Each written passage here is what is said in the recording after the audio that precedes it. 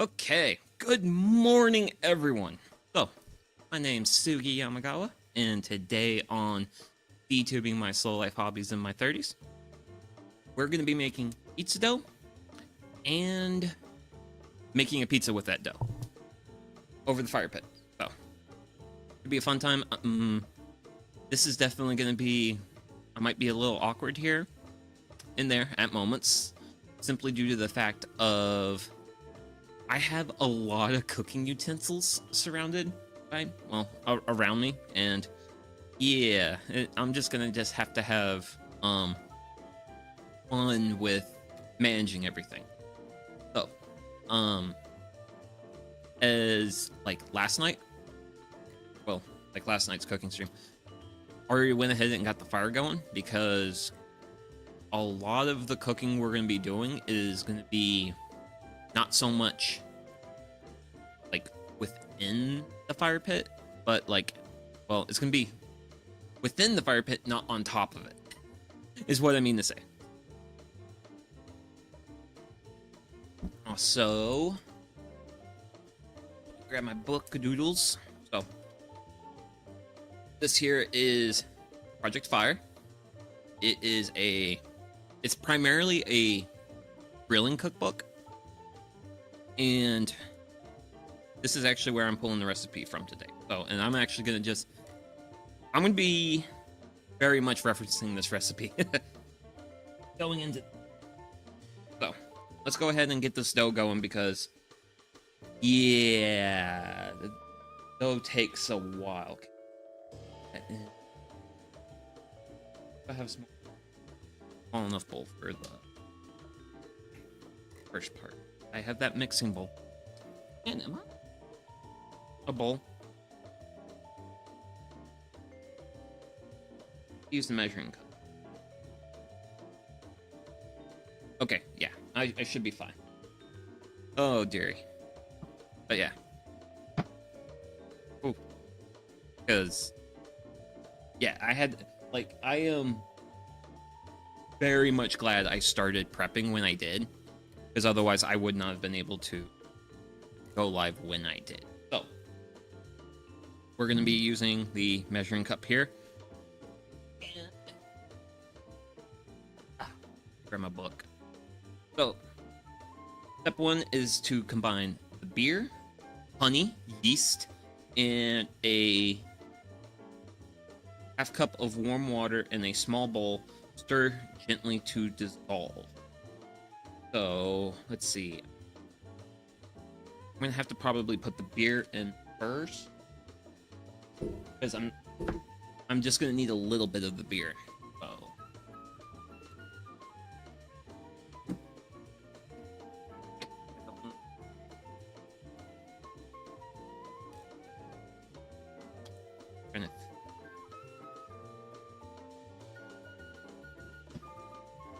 I'm trying to keep like some of my various ingredients like separate.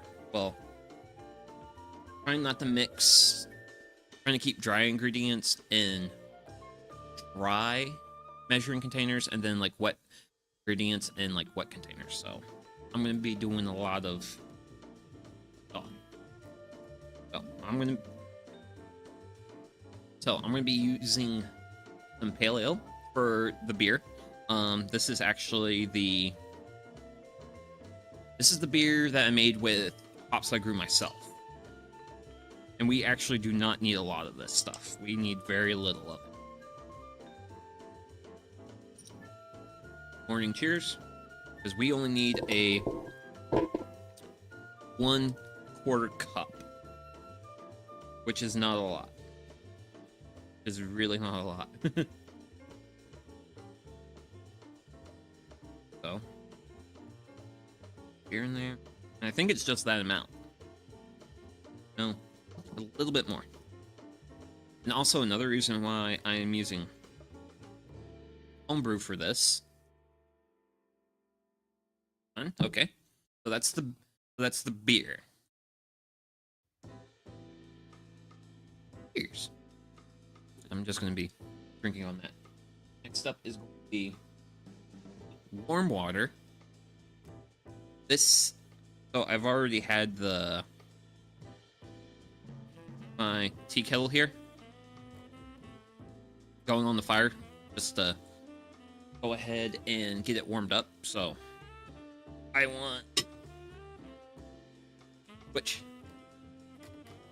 well, you can't see it super well right now, but kind of see it a little bit better. But yeah, we're definitely steaming. Definitely good. It's definitely warm.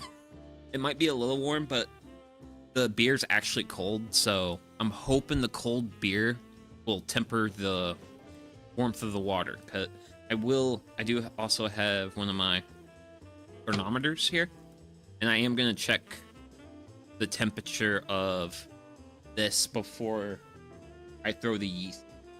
Because if it's too well, you don't want to get yeast too warm, basically. Yeast don't like big heat. Yeah, because for the temperature I want like 105. Go ahead and pour a little bit of water in here. I'm gonna kind of be emphasizing the little part of the water. I think I can splash more water into our little premix, but I'm going to go ahead and get my thermometer set up. Mostly because I don't want this being too warm, which, aside from my thermometer doing some weird stuff, we're right now at 102, which is fine. This is actually almost ideal. So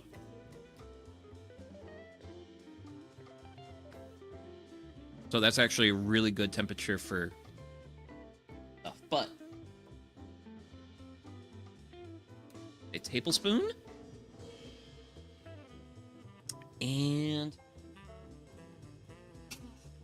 my things.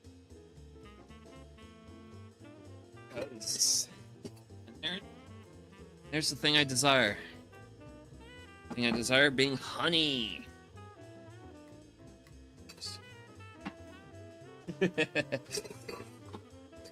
But yeah, there's just yeah, I just got a lot going on because of. But yeah, I am really glad that the water's not too warm. It's like, oh wow, this, ooh, fresh local honey, good stuff. Okay, and 1.5 tablespoons. Take my tablespoon. So I'm just gonna feel that with my hand. Okay, cool.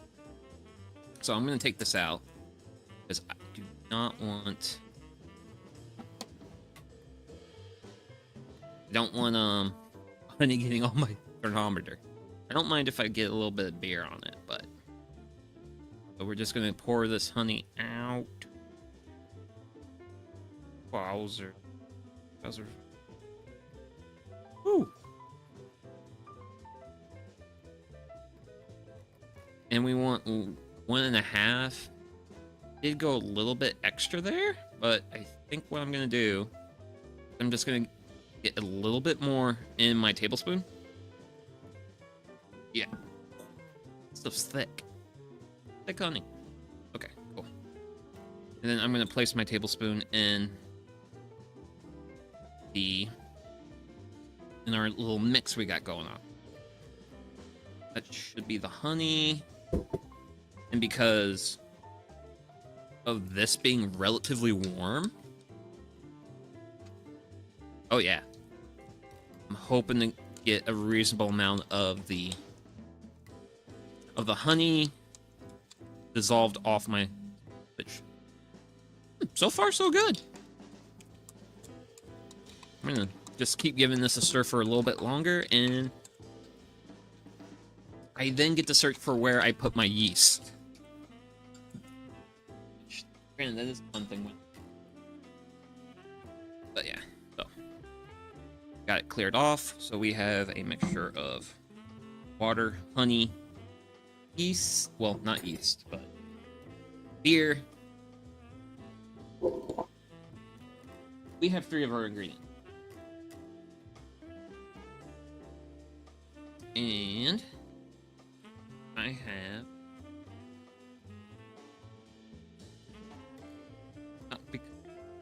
okay, I'm gonna risk it for the biscuit. Because, actually, no. Excuse me a moment. I have to grab a knife. Wait. I have a knife here. It's just buried. Buried knife, but it's a knife. Okay. So we can separate these packets out. I do not have scissors. Hoping if I just give it a nice little cut, still want to separate. Kind of wants to. And oh, I cut into the hot packet, which is fine. That's fine. Woo! Okay, cool. Save that yeast for later. Oh, actually, I just went with pizza crust yeast because it was like, hey, that's what I'm doing. I should go ahead and grab that. So that's what I got. And VTuber can figure out how to open this. Oh, there it is. Okay. Yay! Yippee! And there it is. The sweet, sweet, glorious yeast. We're gonna go ahead and sprinkle our yeast in here. So, thanks. Well, we already technically have some yeast in here from the beer, but this is just gonna help, like, really get the yeast going. Well, and the yeast is really gonna get the pizza dough going. We're not at the. So I'm just gonna give this a slight swirl. Just kind of. What? No, what? No, what? Give it a good mix. And eventually, at some point, this should froth up. Will be good. So basically, what we're doing here is we're basically making a yeast starter. So the water is to hydrate the yeast. The yeast is the thing we want to basically kind of wake up, be like, hey, we're gonna have some work for you. I need you to do your job. Help me out here. I need to throw some that, but I can later. But and then the beer, that's kind of meant to just help like contribute some like other like trace elements that yeast like, while also introducing a little bit of more yeast to the solution. And then the honey is basically a snack for the yeast. And since honey is a sugar, it's basically like a quick and easy snack for the yeast. So, I'm gonna set that off to the side. Okay, cool. So for our next step, I need to clear my table. And by clear my table, I mean get my steaming tea kettle off here. Which, actually, I'm gonna add some water to my tea kettle, because we're gonna be making some tea here later, and then I'm gonna just throw it back on the fire.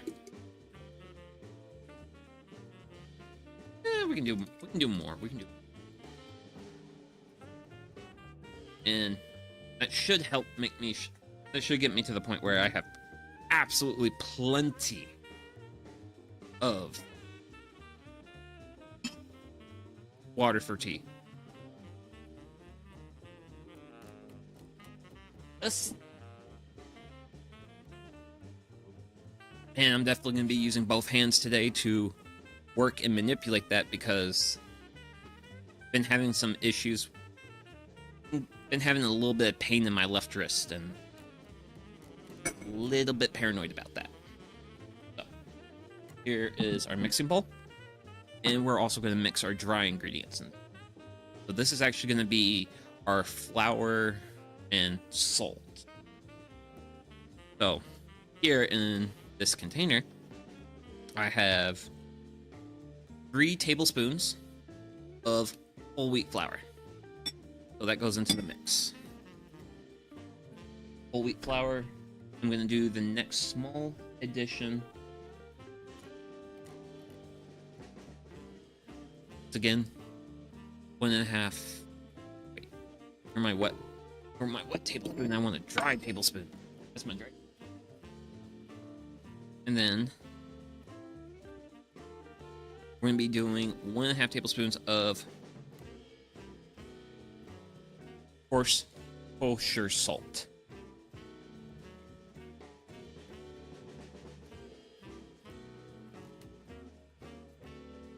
One tablespoon. Then I'm honestly just gonna eyeball next. Oh. Yay! I'm done with the salt. I can just set that off to the side. Okay. And next up is flour. 1 3/4 cups. So I have a bag of pizza dough flour. I have measuring containers. Yay!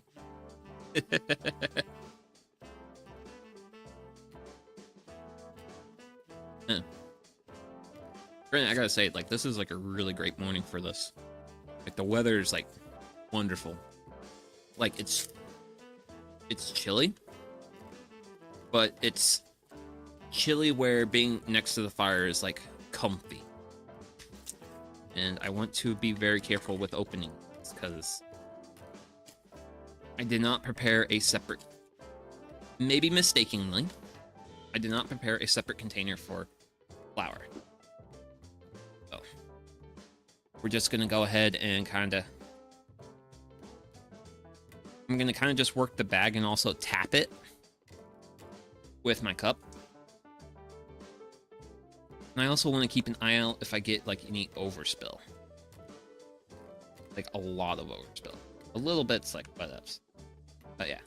All that full cup. So we're done with cup measure. We bring in 1/4 cup measure. And we're gonna do 3 of these for 3/4. I guess I could have grabbed my half, but it made my life a little bit easier and not have to fill this small thing 3 times, but hey, whatever.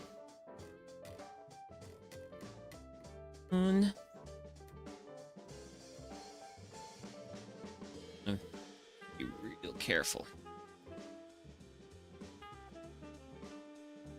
Hands warm. Being held up near the fire. Yay. Oh. Actually gonna get a little bit more of that flour back in that bag. There we go. There we go. Boom!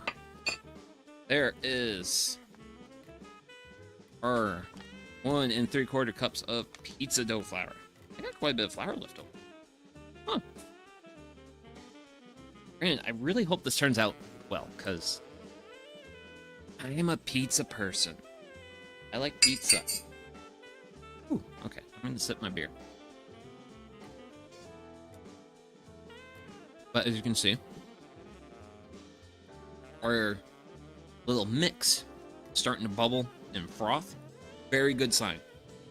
And then for this, I now need to mix my ingredients, which I do so once I peel my mixing tools out of help from underneath my book.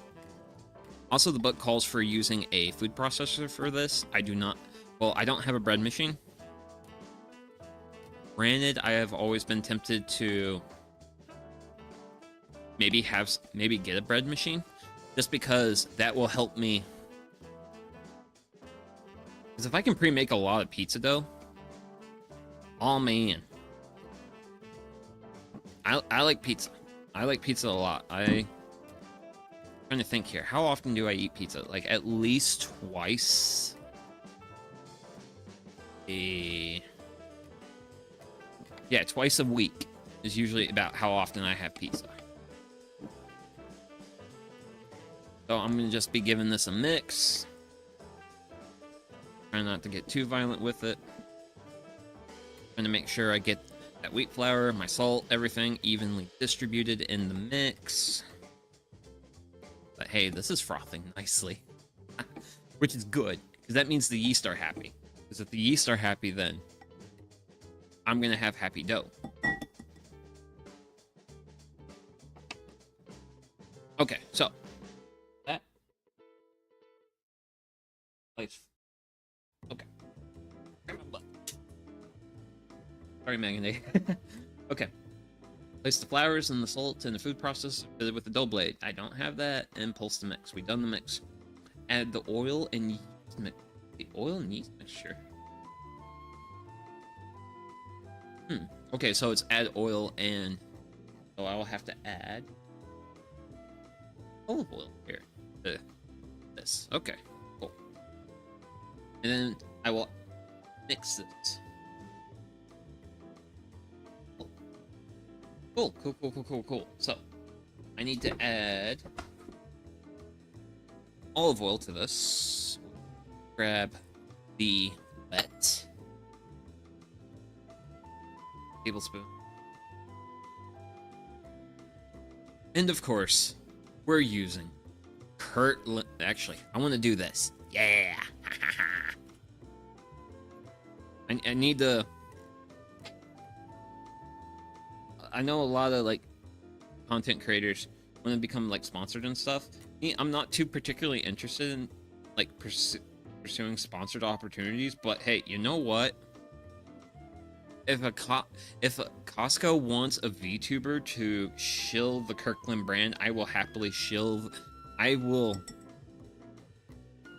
do my part to spread the joys of Costco to the world. And I'm also just gonna give this a little bit of a stir here. It is like, look how frothy it is. Oh man, that's happy yeast. Over there. Excellent. Sweet, sweet, sweet. So, we are actually not 100% done with our olive oil, but that's fine. So for our next trick, we'll add our little mixture here. And just kind of swivel it just to make sure I get like all the solids and stuff out. Yeah. Ooh. I took a little whiff of my measuring cup and it smells really good. So next up is to mix all this. And then once we get this mixed, we'll be at one of our like waiting times, which once we do that, I'll probably work with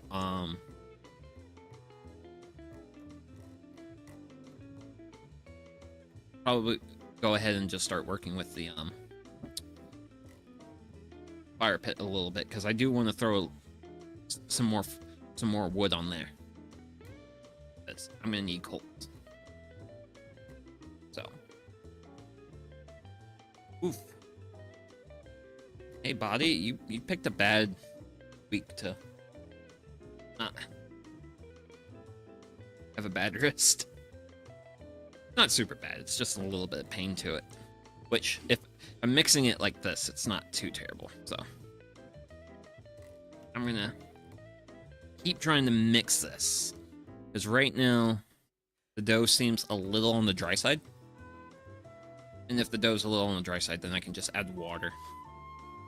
Add water. Honestly, I think I will go ahead and throw 1 tablespoon of water in. So, spoon.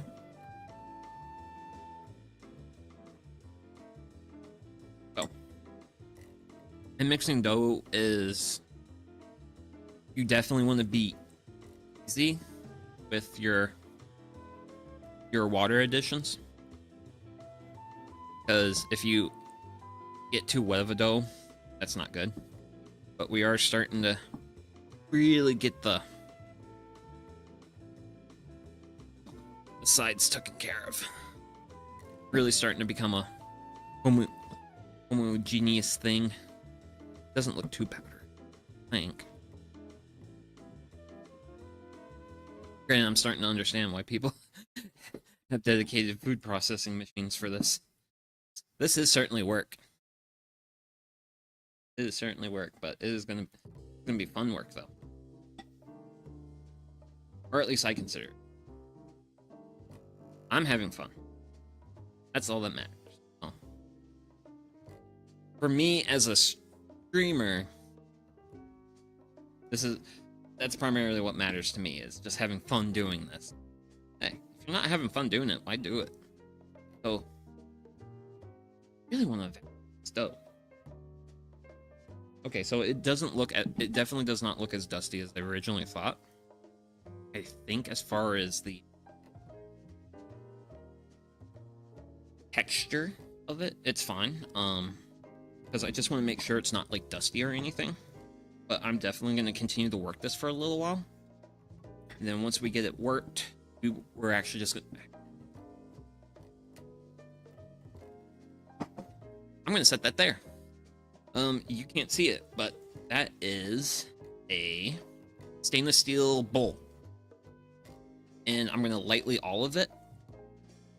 I'm going to put some oil in it to make sure the dough doesn't stick to the sides and stuff.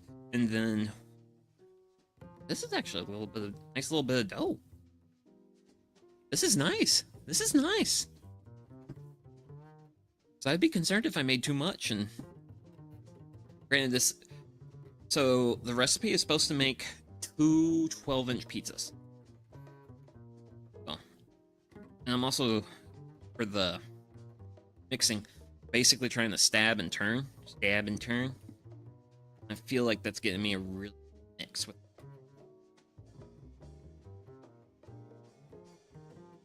Like, I'm pretty good, because it's not sticking to anything. Workadoodle.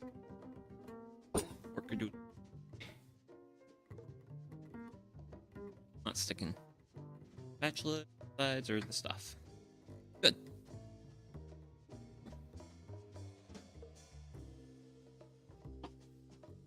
I'm done with mixing. I will continue with my instructions. Lightly oil bowls to the side. Turn the dough out on very light. But still okay. Those two dry. Add water, tablespoon at a time. We did 1. But add a little flour. Dough should be compact, but still a little sticky, which, yeah. Compact, a little sticky. We hit that. Also mix the dough in the mixer, did it with a dough hook or by hand. Did the by hand route. So, I'm gonna lightly oil this bowl. This one. And we'll set it to the side. I'm gonna do that step next. And we'll hit it with the good old Kirkland. And the oil's gonna be to help make sure that the dough doesn't stick to it. Because what we're gonna... Eventually, we're gonna just let the dough rise.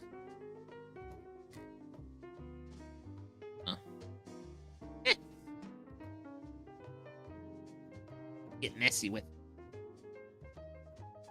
And by messy, I'm gonna use my hands to oil the bowl. Or to spread the oil. Okay. 1 lightly oiled bowl. And a VTuber with oiled hands. Then go on this power. Gather into a paired bowl. Okay. But we're getting to the final spot on what we're doing. You, spoon. Don't need you anymore.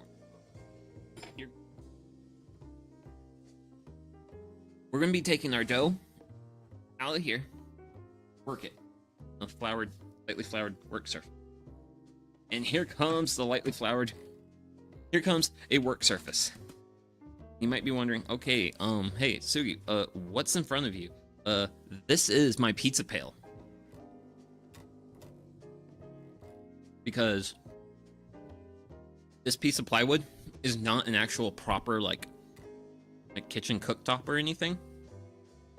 I just was trying to think of some portable work surface.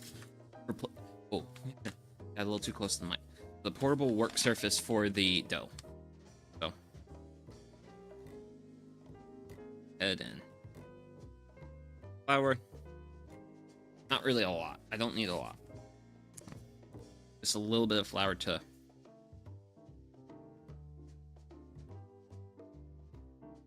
make sure the dough does not stick. Grab my dough manipulator device. And boop. There we go. So mixing bowl side. Let's see here. I'll grab my fork. We will just get the try and get any like remaining bits of dough off, but otherwise okay. Okay, cool. So I'm happy with that. That goes off to the side. So it's just basically turn it over and work it. Lightly floured surface. I'm just gonna play with dough. Sweet, sweet dough. Actually, smells great.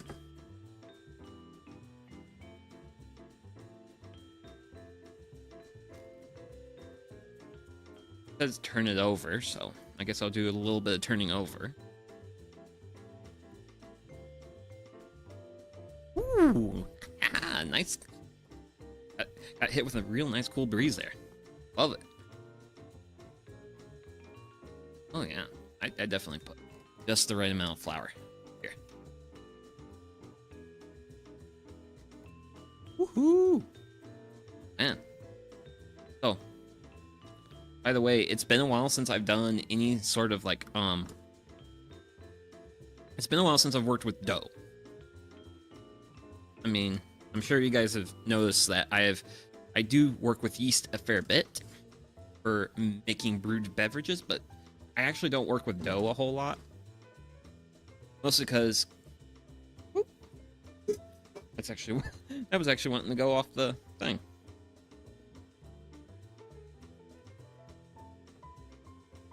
Because this plywood work surface is held up on cinder blocks.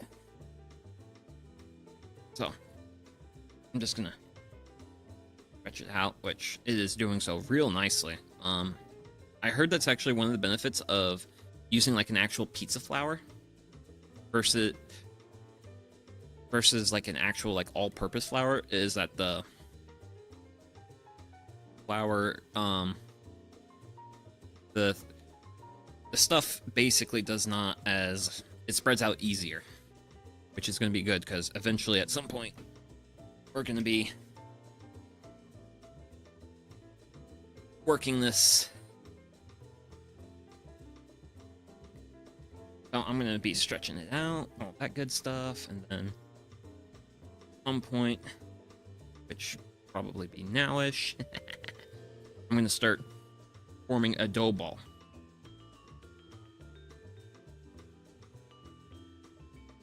Yeah. Wanna. Aww. I don't know if the mic was picking that up. Still got stuff to work at.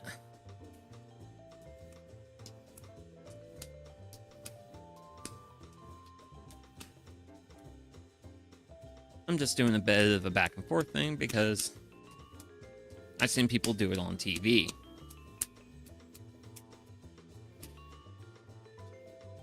Granted, that would have been some great ASMR, but hey. Man, that also helped clean up my hands, but hey. We have dough ball. So, grab container. And place our dough ball in the container. And then actually what we do is we just turn it over a little bit. Mostly because we just want it to get covered in a little bit of oil.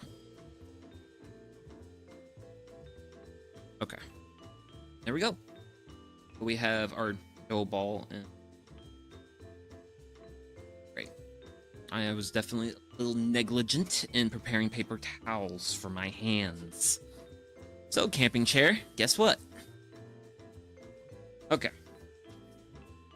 And then I think we cover this with plastic wrap at this point. Okay. The dough with plastic wrap, then a clean, damp kitchen towel, and let rise in a warm pot until doubled in bulk. So we want this thing to double. So, plastic wrap, which I'm kind of glad I have. I don't really use plastic wrap. And then we're gonna set this and we're gonna let it do its thing. I might have to do considering the fact that if it was like cover with plastic wrap or like a or a kitchen towel, I might have just ran with it. And that's the plastic wrap's old. Huh. Also, that plastic wrap barely covered. Well, it's not very clean, too. Weird. Normally, this plastic wrap stuff is like ultra clean, just sticks to everything. This one's just not nice. Okay. Ooh. Man, I'm getting smoked. Okay. Plastic wrap off to the side. I'm gonna do a quick BRB to grab a damp towel and wash my hands, so I'll be right back, and yeah, we'll get back into it.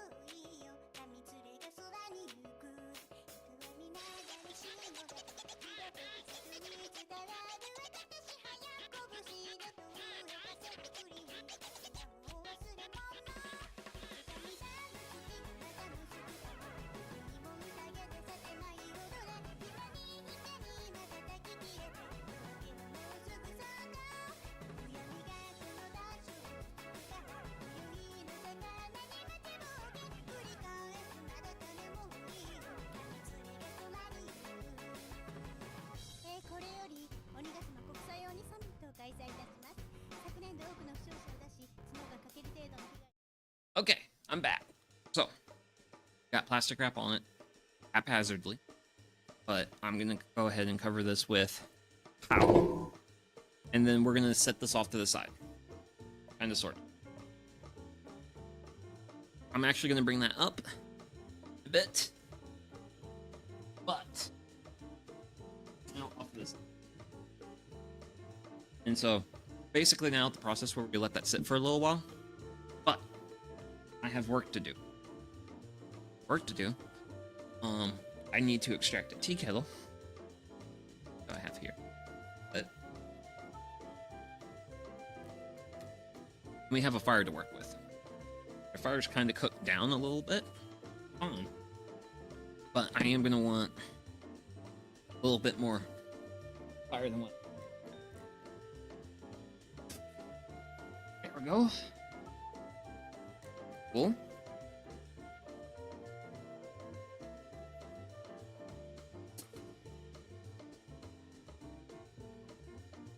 Wait, so we got a lot of access to the fire.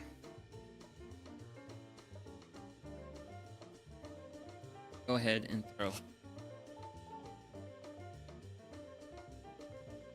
with box.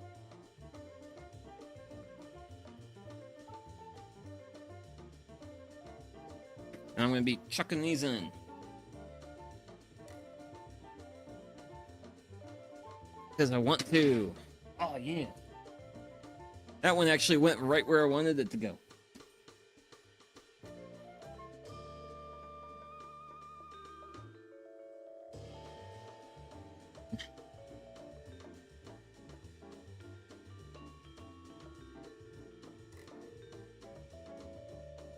Let's do...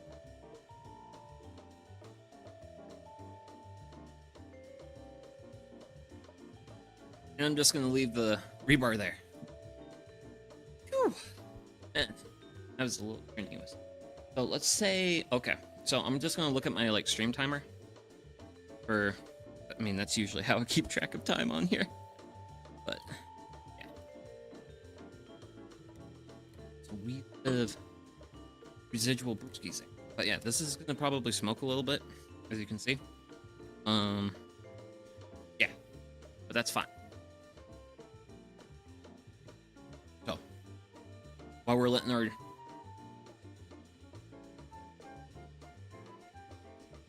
outcomes, not sure how I feel about that. So, grab my... Let's do some tea time. And... Oh, guys probably can't see that. Some breakfast tea.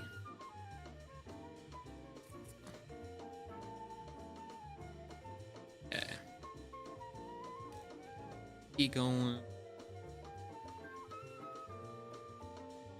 And I'm gonna put gloves on because it feels warm. Very warm.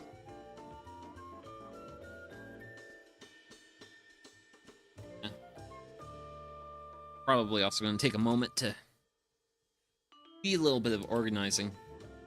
Simply due to the fact that, yeah, got a lot of stuff here. A lot of moving parts. Oh. Kind of overflowed a little bit. Ooh, wowzers. That's some warm water. Ooh. Gonna let that steam off a little bit, and that's probably sit there for a little while. Oh yeah. Oh yeah. Oh gee, George. But hey, we're back in prime fire season, so doing good. We got a lot of fire going because we're gonna want a reasonable amount of fire going.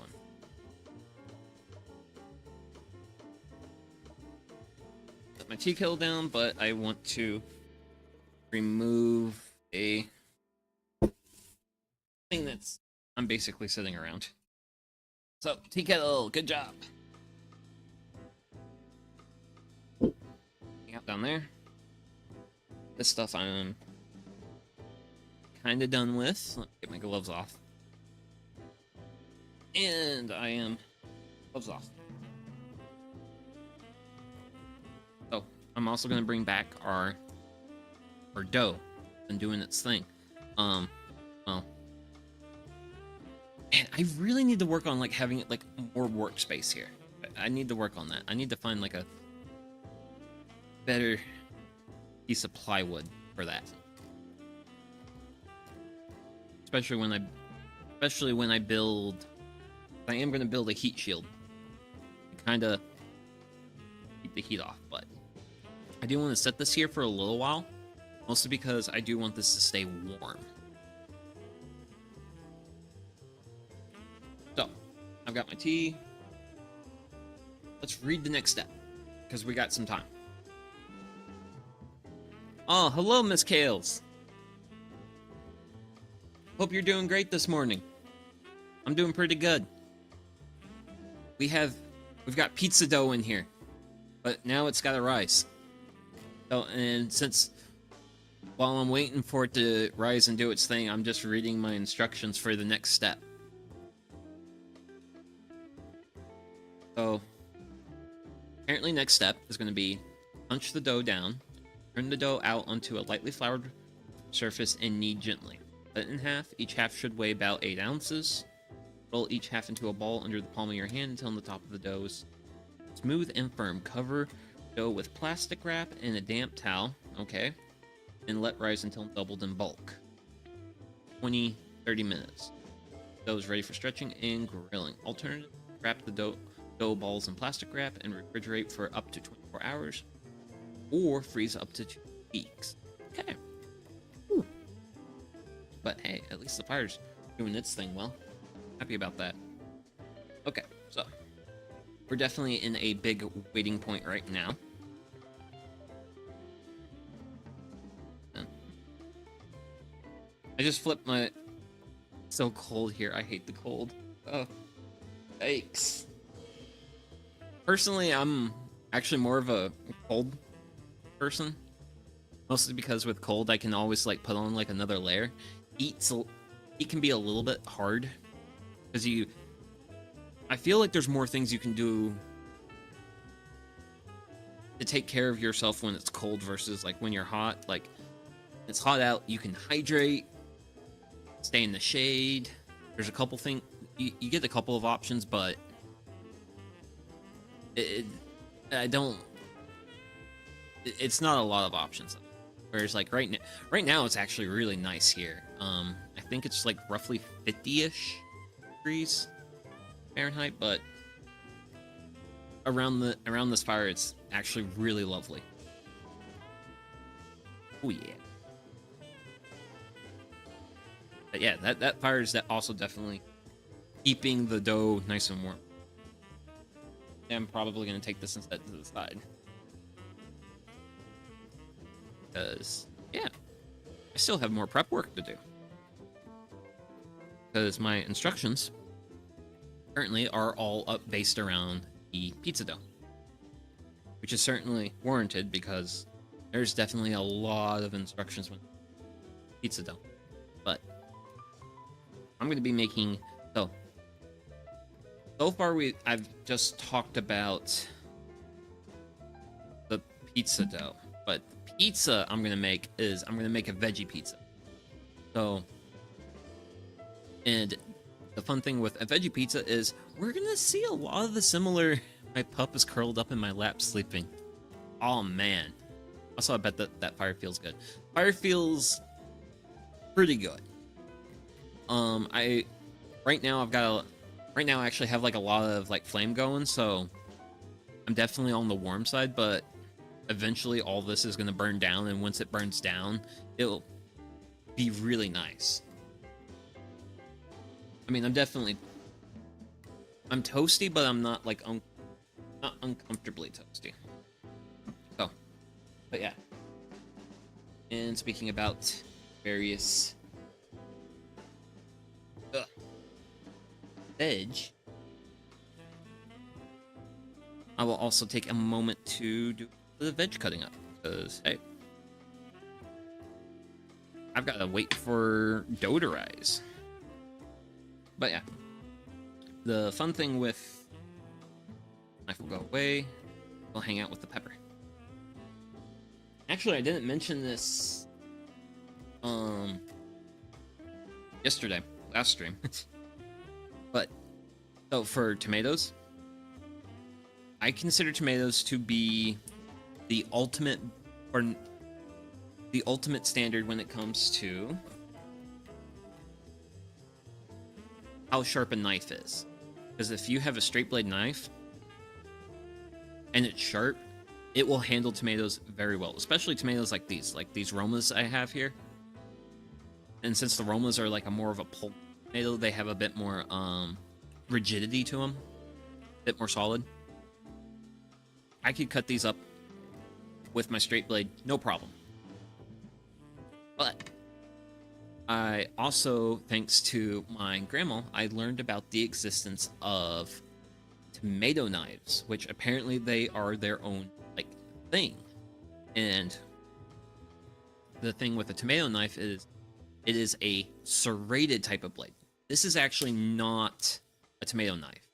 This is actually it's a bread knife, but it does, it's, the serrations on this are definitely closer together than a proper tomato knife. A tomato knife would only, it would, 3 of these serrations would fit in like one like U gap with like a proper tomato knife, but yeah, I do like to use this bread knife for tomatoes because this slices through tomatoes wonderfully. Like, it is it slices through them very easily.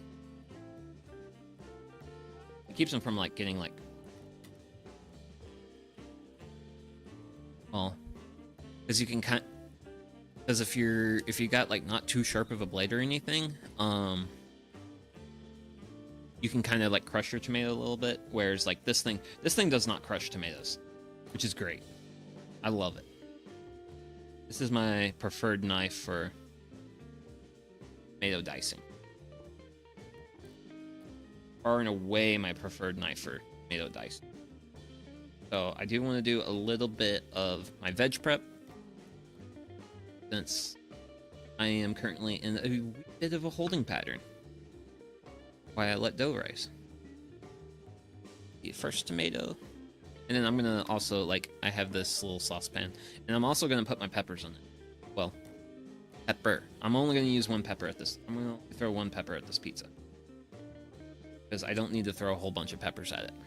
I definitely want to be a little bit generous with my tomatoes, though, because even though I'm gonna be using like a pretty good like tomato sauce for this, I definitely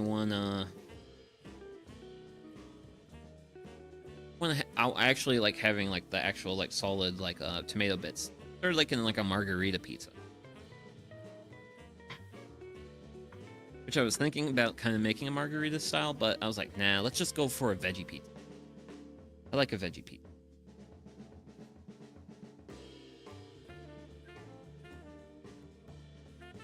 Either veggie, straight cheese, any of those good things. That is tomatoes up.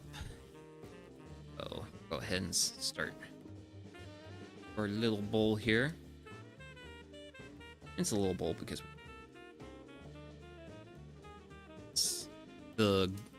our pizza size is actually going to just be like a nice single serving like 12-inch pizza. He's been sitting for a little bit.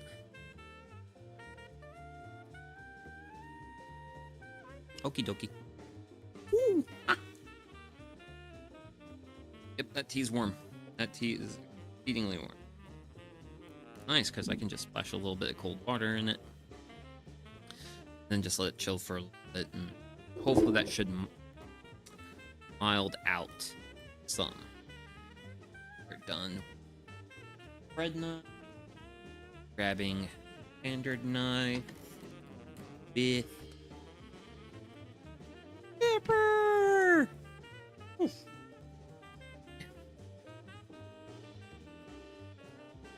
And like the part that's getting like blasted by the sun. That is certainly a thing. Almost makes me wonder if I should like introduce a little bit more light in where I'm at. Actually, you know what? I'm having that thought. I'm gonna act on that thought. So I'm gonna get up and I'm gonna turn I actually have like the light off in the shop because I have all the sunlight. I can see what I'm doing easily, but I kind of want to get a little bit more light going inside of the world. So be right back.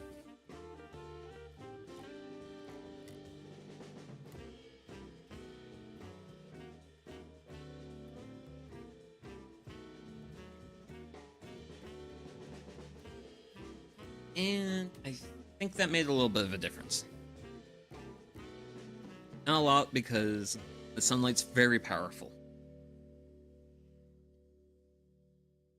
Sunlight is exceedingly powerful. All those seeds. Whew. Yeah. Fire's definitely warm. Dice all this up. Then I'm gonna... Well, once I'm done dicing, I'm gonna figure out what else I want. Granted, I do want fine die. Some chunks to it. But yeah. Hear my cousin's cat snort.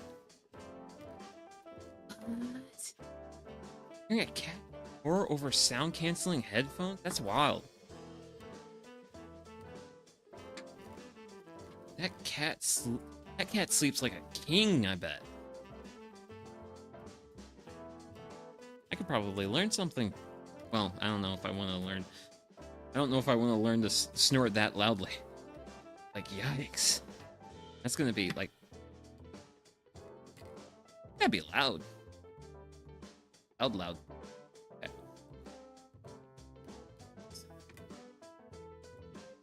Here, and I want to try my tea again. Ooh, warm. Definitely getting closer to the drink. Here, move right direction there. At all side. Okay. Really small. And that was the reason why Whoa.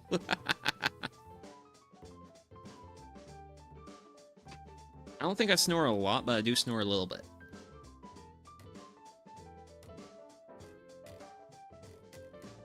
My friends have not complained about me snoring. Thankfully. So it's not that bad. But yeah, there's the waste. And one of the better parts of doing these streams like I'm doing, I can just take it and yuck. And it's gonna go become part of nature now. Actually.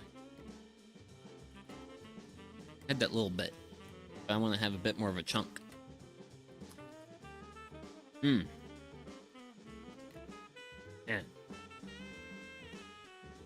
Fresh pepper's so good.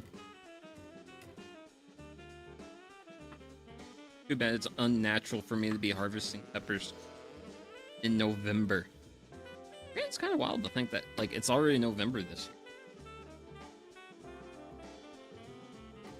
Because I actually have some... I was actually planning starting my next, like, big woodworking project, and for this month, and where I'm at now, like, man, I know what I'm doing next week. And it's actually not going to be working on that project, but I am gonna hopefully finish my planning for it, because I've started looking at build plans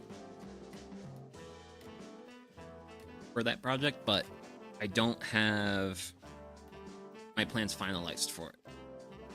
Flash and color. My older sister used to live with it. Always said I talked about libraries in my sleep, which I thought was that. I read online books. Like, okay. I mean, libraries are great, though. I mean, admittedly, it's been a while since I've been to my local library, but I definitely need to hit up my local library. There's a couple books that I will read, like, once every, like, 2 years or so, and I am definitely due for a few of those books to read. I think the first one I'm gonna do is Happy City by Charles Montgomery, and that is basically a book about how, like, urban design impacts human happiness, and that's always a book that's, like, really resonated with me. It's kind of one of the reasons why I'm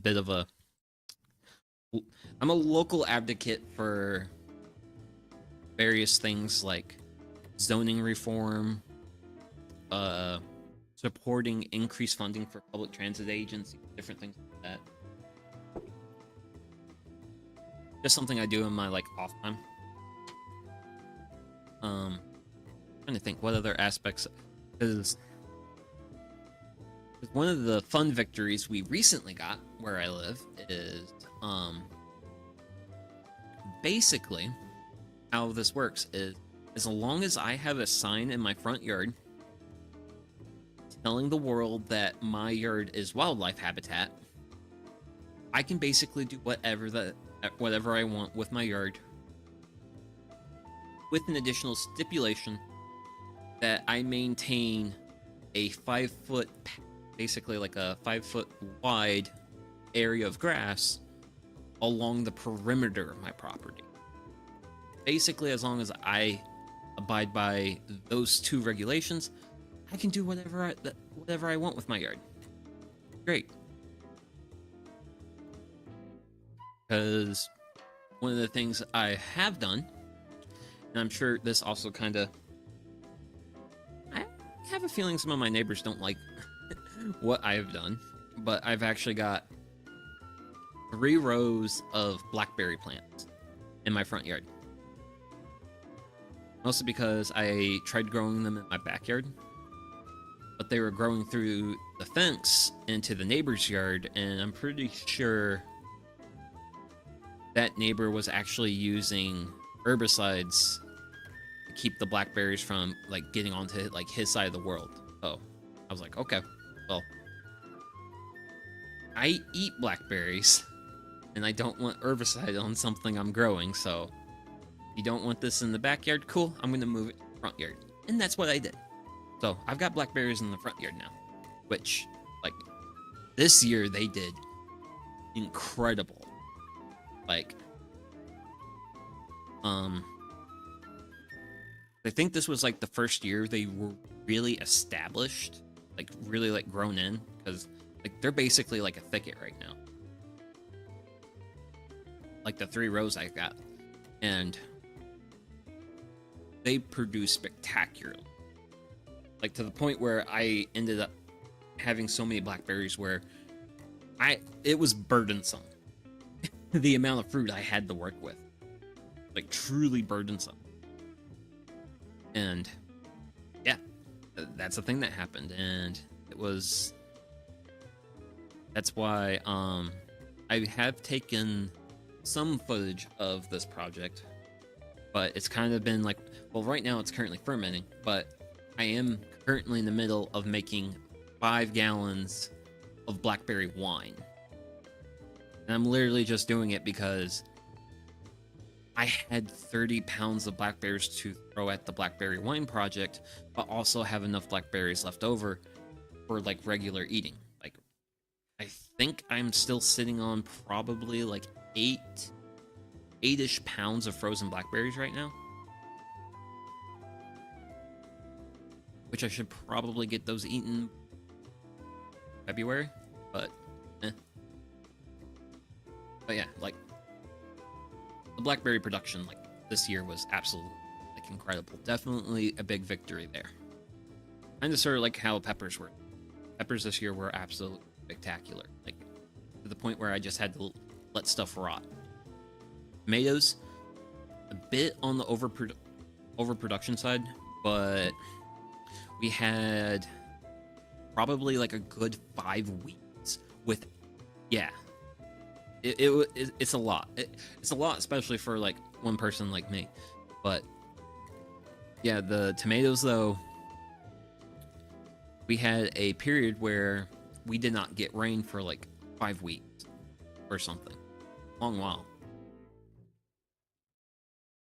My local squirrels discovered that they like tomatoes. Granted, it was also funny. They also kind of got into my peppers a little bit, but thankfully they got into my Anaheim peppers, and the Anaheim peppers have like just a little bit of heat to them. It was so funny because like the Anaheims would literally just be like nommed on just a little bit, and then you could just tell the squirrel was just like, "Oh no, I'm done with this." But the squirrels have discovered they like tomatoes, and they get into my tomatoes fairly often. Like last week I saw a squirrel running along my fence line with a green tomato in its mouth that was like 3 times the size of the squirrel's head. It was pretty funny. Granted, impact my late season tomato production a little bit. Because usually the squirrels would go after like red ones, but they also discovered they can go for the green ones, and they did. So unfortunately I gained a little bit of additional pest pressure on my tomatoes, but I'm thinking next year I'm probably going to be taking it. I definitely know I'm going to be taking it easier with peppers and tomatoes next year, which is kind of going to be a good thing, because I'm definitely quite the fan of the Solanoaceae family. Great grandpa loves cooking and baking berries. Grandma, oh, sorry about that. He makes blackberry stuff a lot when she can. Oh, nice. Nice. My grandma, I think she doesn't do a lot of blackberry stuff. Mostly because not a lot of blackberries grow in her part of like the country. Does do a lot of blueberry stuff. Which blueberry stuff is real. Granted, I'm definitely a picky eater in the sense of I'm actually not a fan of jam or preserves, which is why I never really made jam preserves, which otherwise is probably something else I would have done with the blackberries, but who knows, I might make blackberry like jam or something next year as just like, hey, this is a thing I can do. And I also have like the blackberries in reserve for it or what have you. So that will be a thing. Maybe. I don't know.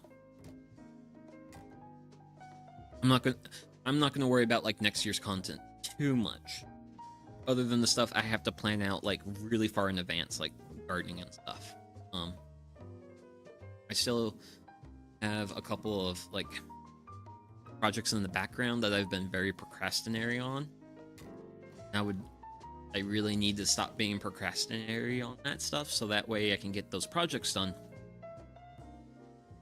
I kind of want to see how those turn out, because one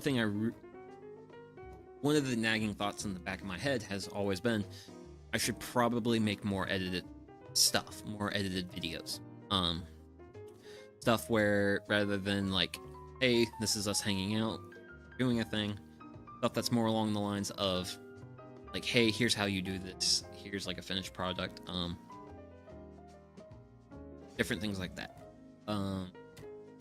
One of those things I do want to do, I do want to make a video when I take care of my raised beds, because right now my raised beds have like, the soil level has sunk quite a bit, like almost like the length of this blade of this knife. But that's also because when I first build my raised beds, I basically filled about 2/3 of them with wood chips, because it was cheap, readily accessible material that I have absolutely, well, I mean, I can basically wood chips is like an infinite resource for me. Not actually infinite, but if I need wood chips, I can get wood chips. And I'm also currently staring at an absolute massive pile of wood chips right now. It's actually on... I would have been able to get more late season peppers if it wasn't for the fact that the arborist who dropped off my wood chips also buried about half my garden in wood chips. And hit the spot of the garden where I had a lot of the peppers. The far back row of my... because I like to grow my peppers in like a square block. That far back row escaped. Everything else is smothered in wood chips. But I'm gonna get plenty of peppers off that back row, because that back row's got like 4 healthy plants in it. That's gonna give me more than enough late season peppers. Like the pepper I just cut up just now came from a plant that survived the Great Wood Chip Storm 2024. And then eventually I'm going to spread all those wood chips across the garden. Most of the wood chips are going to be used in the front yard, because I've planted probably about well over a dozen trees. At least 15-ish trees. And I want to redo the mulch rings around all of them when winter comes in, so that way I can kind of like keep the grass away from them and all that fun stuff. So, that's a thing. Granted, we are it's almost been a half hour since we have set the dough to rest, well, to rise. So we were looking for a rough doubling in our dough. So let's take a look at it. Ooh. Okay, so my plastic wrap cannot adhere properly, but the dough has definitely risen. It has definitely risen, but I think I'm gonna just let that sit for a bit longer. Cover it. I think I'm gonna just let this sit up here for a little bit. That way it can kind of, the fire can kind of warm it up a little bit. Smart. I can set it here. When I set it here, it actually keeps a bit more of that radiant heat off that fire off of me, which is nice. Because I've got the wood I have on this is oak. Pretty much that's most of the firewood I have right now. Pretty much all oak. Asterisk. The asterisk is I got a load of logs dropped off at the homestead, and yeah. So I'm gonna actually start working on processing those and breaking that down, and that's maple. And part of breaking all that stuff down, what have you, is so I haven't officially put together my stream schedule. But I do want to confirm a few things before I put it together. But next week is going to be my 50th stream. Granted, I do know I did, technically speaking, I did delete, I think, my first like 2 or 3, so who knows? This might actually be my 50th actual stream, but like as far as 50 streams on the channel, that's going to happen next week. And for the 50th stream, I'm going to be doing chainsaw stream, where I'm basically going to talk about the anatomy of a chainsaw, different parts of the chainsaw, how you operate a chainsaw safely, and we'll be doing some, I'll probably bring some logs in and we'll chainsaw those up. Because the maple I got is an urban tree, and because of that, the tree has a lot more big branches close to the main trunk. And whenever you have like a big branch near the main trunk, usually the wood grain is like ends up getting like so twisted together, it's pretty much impossible to split. So we'll be chainsawing those parts. Well, a couple of those parts, not all those parts. There's a lot of those parts with these logs.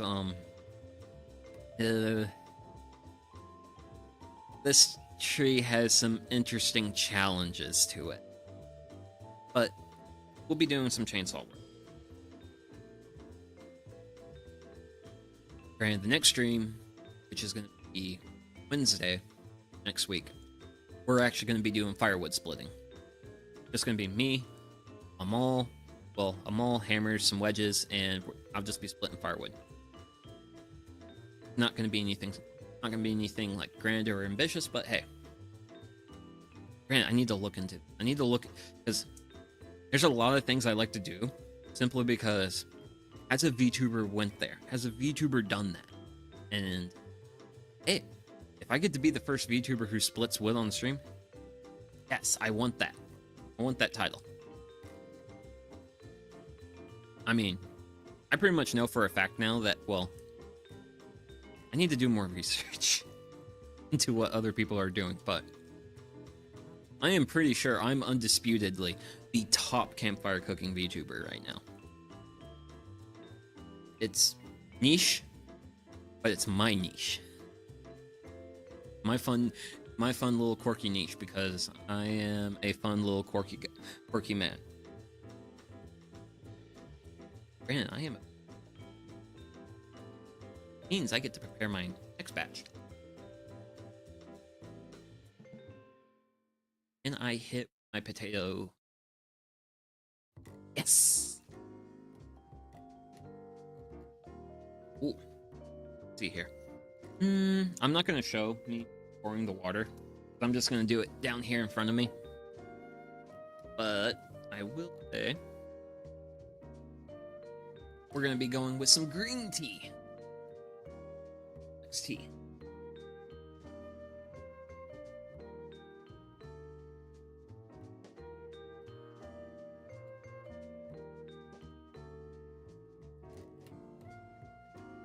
I'm going to take it a little bit easier with hot water. Because, yeah, that's steaming. And with green tea, definitely want to use like a lower temperature of water versus like a black or like an English. He wants a bit higher of a... Well, you can work with a higher temperature. You'll get like green tea, you really want to do something a bit cooler. And then I'm going to just add some water.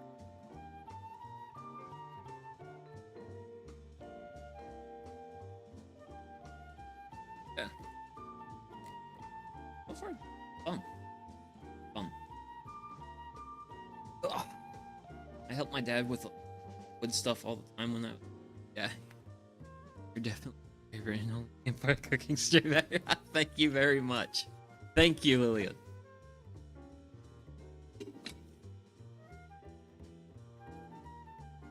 Granted, it's just also just fun to have like a weird niche.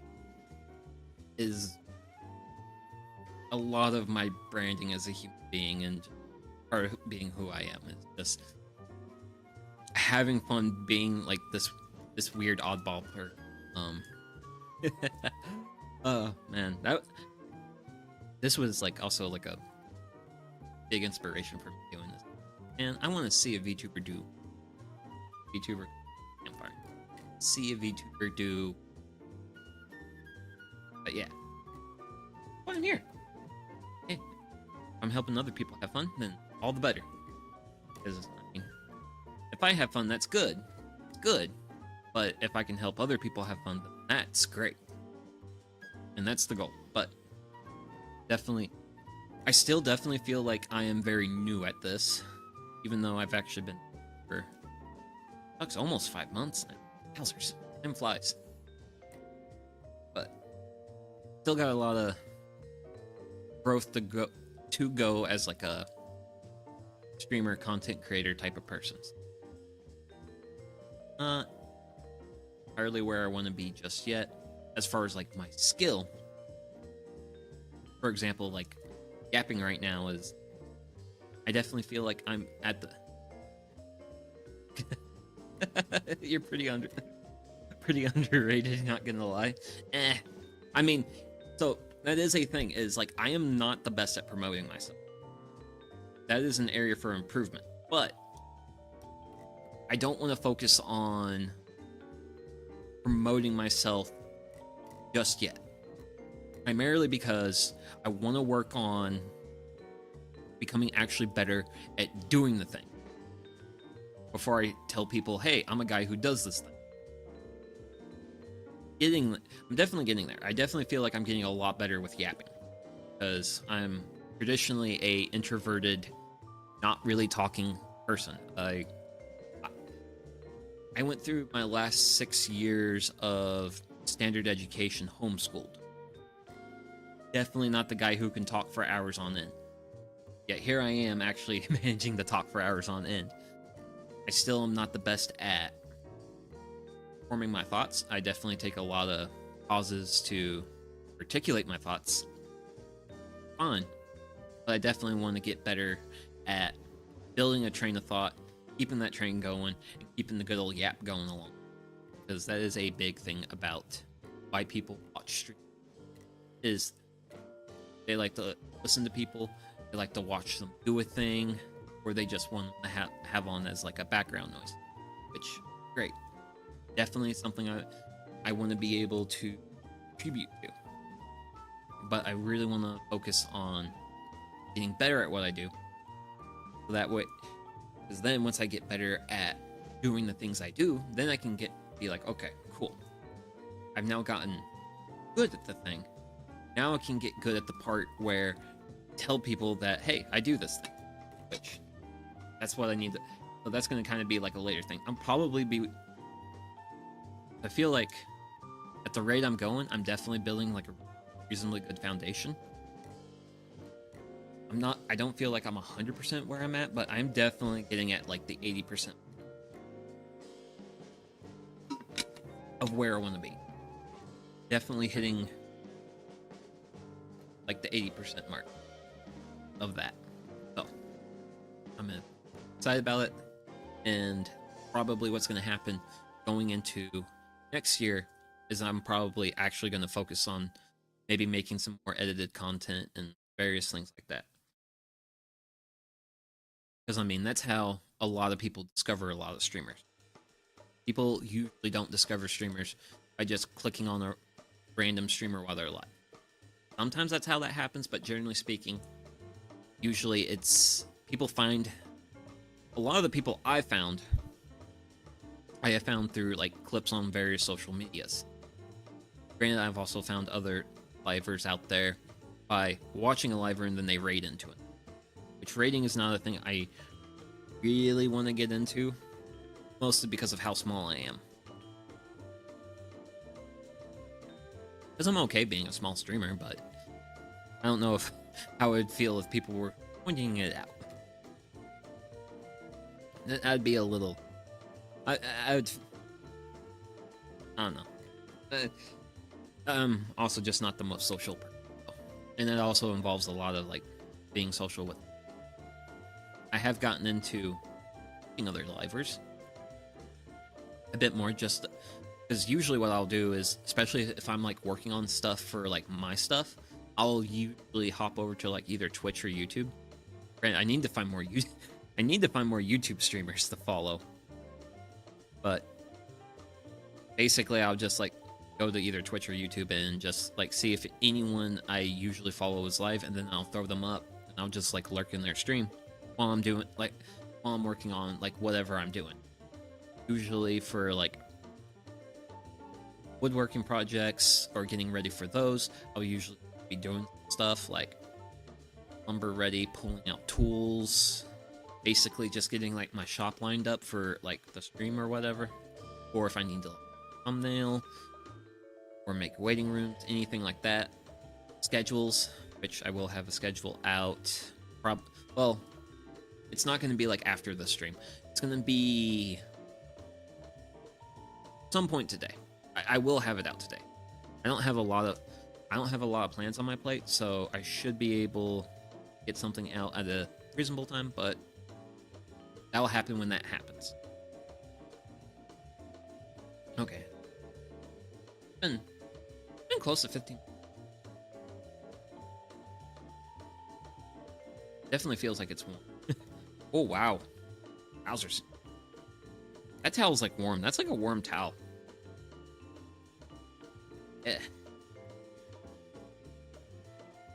Oh, okay. Oh, you guys can't see it. The plastic is kind of like melted.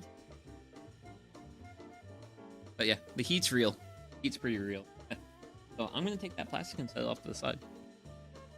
So I don't think my dough ball quite like...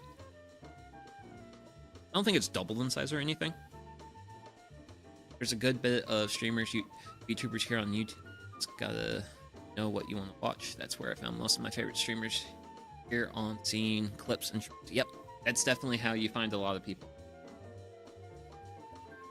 That's definitely a direction I need to go at some point. But I want to focus on actually being a streamer before I get to the point where I actually like start making like clips and stuff like that thing. So we're gonna move on to the next stage in the process. And yeah, there's the flower. Floured surface. If you're wondering why there's a whole bunch of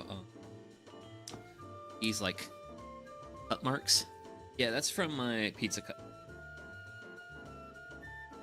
That's just how. Granted, I've had this pizza peel for a while. Well, granted, actually, technically, I got this when I wanted to get into like making bread at home. Was when I first bought this bread peel. But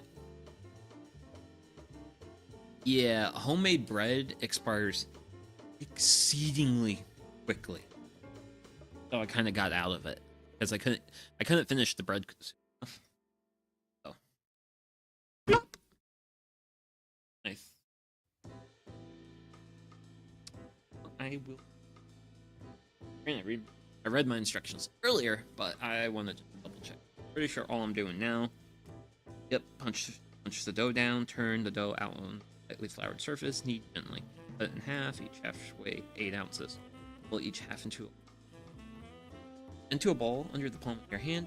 The top of the dough is smooth, firm, cover wrap in damp kitchen towel and let it rise until. Yep. Okay.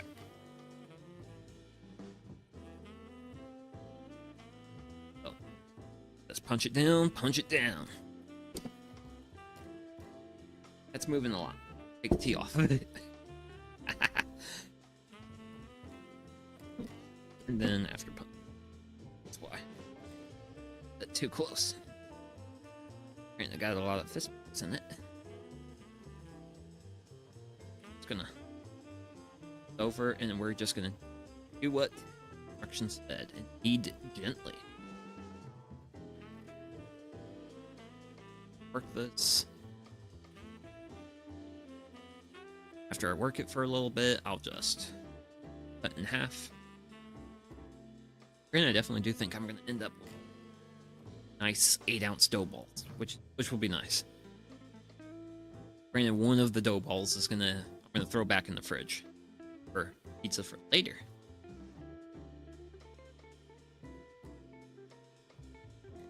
This dough has definitely felt like it's risen. Definitely risen dough. But yeah, I am hoping, depending on the success I achieve today with today's menu item, who knows, maybe I might do some more baking. But I don't have. Me and my mom made a good bit of homemade bread. Burnt my finger on one eating rods while trying to get the bread. Oof. Yikes, yeah. Those electric resistant heating elements are definitely. I mean, homemade bread is actually really good.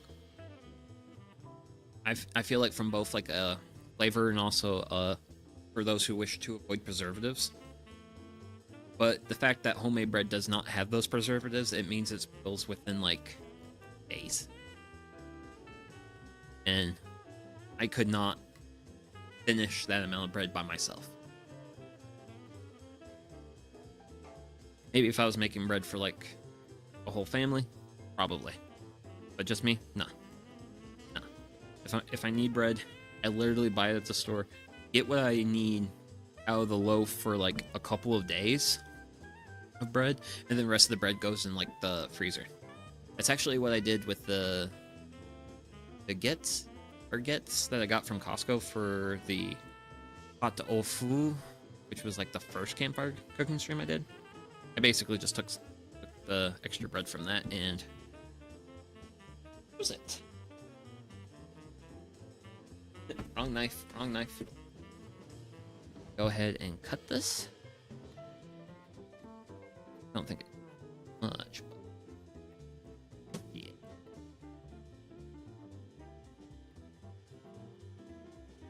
Oh, decently good size. I didn't notice I was. Oh, skin burning. I'll barely even have a visit. That's good. That's good. Don't get hurt.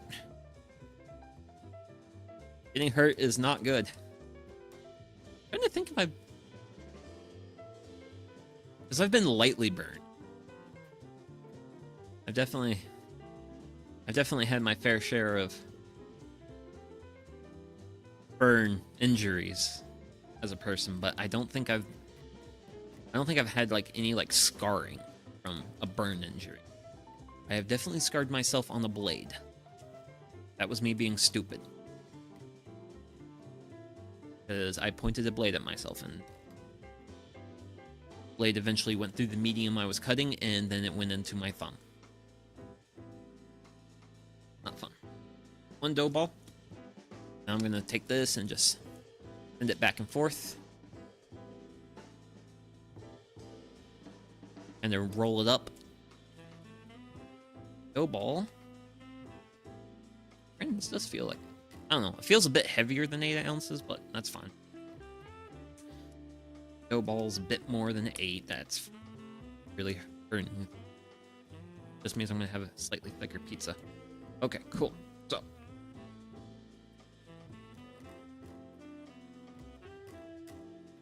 take this bit of plastic that I used earlier that kind of got burnt a little bit, and then I'm gonna wrap one dough ball in plastic. That dough ball is gonna get set off to the side. That's gonna be my set to the side one. This one, actually, I'm done with floured surface for now. Whew.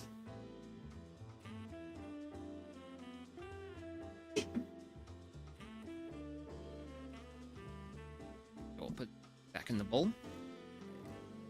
Honestly, I think due to various experiences, melted plastic, we'll just cover this with a towel. Then that's gonna rise for a little. And I need some water. Need a little bit of water. But yeah. And the good thing is my fire is getting close to the point where I want. And I'm gonna let that dough rise for probably until about the cut myself once with a potato peeler. Ooh, yeah. And even then, I barely cut my nail, so yeah, I guess I've never cut myself with a knife. Yeah. I kind of have a bit of a scar on this thumb. Oh, you can kind of see the dimple there. Kind of see it a little bit. But that's my scar. That's my thumb scar. That was from my self-inflicted. Well, that's from a self-inflicted of I was not doing the proper things I should be doing when I'm operating a knife.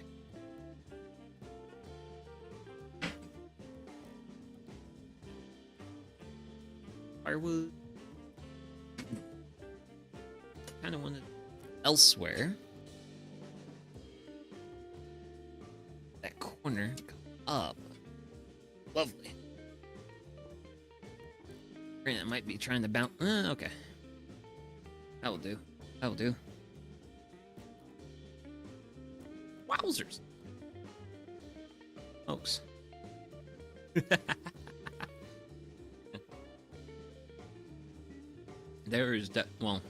There's fire here now, but man, like the actual amount of like heat that's out here. Fire is like a lot. Good, because I need a bit of what I'm doing. I'm also kind of recently come to the before we do the thing, I'm actually gonna have to go grab a thing, because for the pizza cooking, the game plan is I lack a proper Dutch oven. And a Dutch oven is basically, it's almost like a cast iron lasagna style tray with a lid.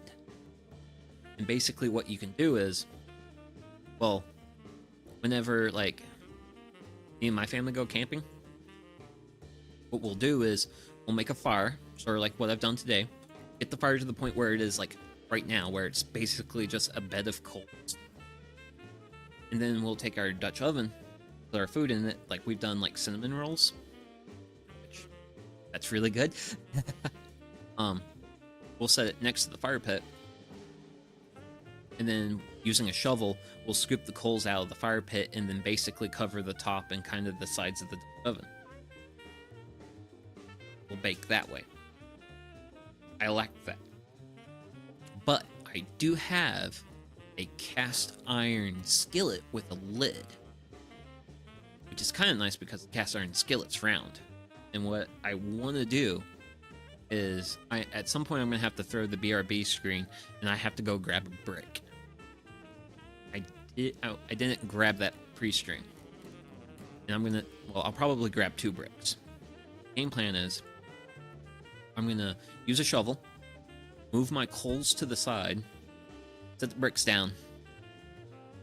Then I'm going to set the skillet with the pizza and the lid down in there on the bricks.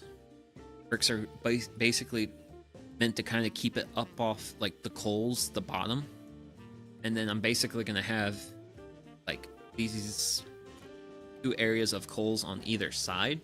And then I'm going to take some coals and I'm going to put them on top.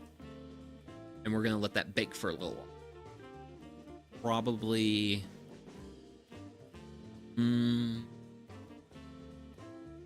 15-20 minutes. I do know when you do like baking and cast iron, you want to like extend your cooking times, because working with cast iron, you gotta wait for the cast iron to heat up, because we're basically gonna just throw cold cast iron with pizza in it into the fire, and we're gonna just like let it do its thing.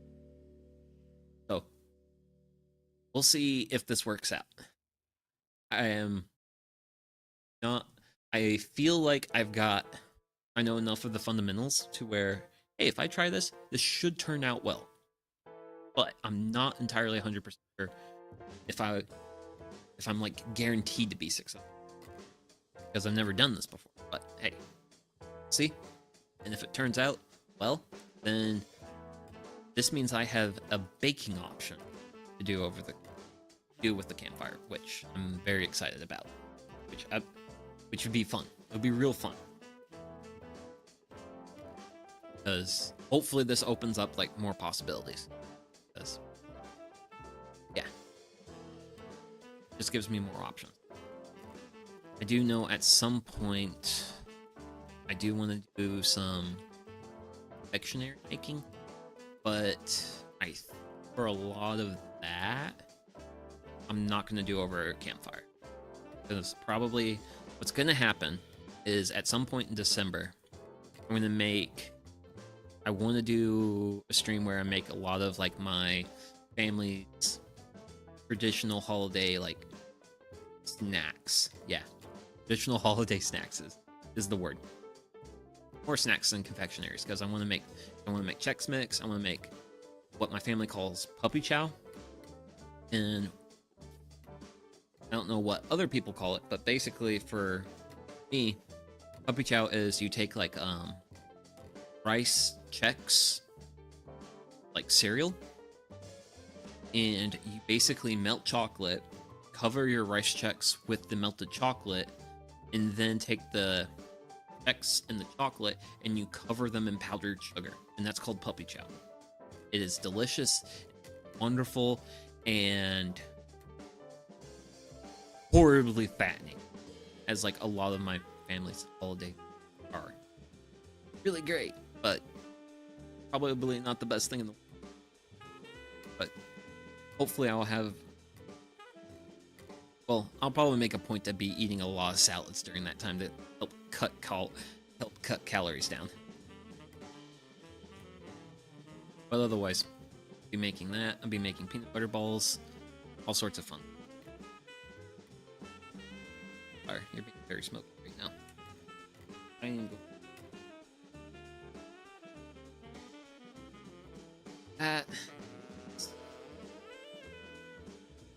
piece is really liking the smoky. Off to this. And it seems like pushing that really got some better airflow. actually properly burning now. Ooh.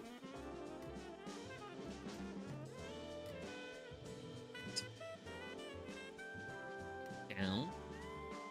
Got a little, definitely have a little bit more time with the red rice.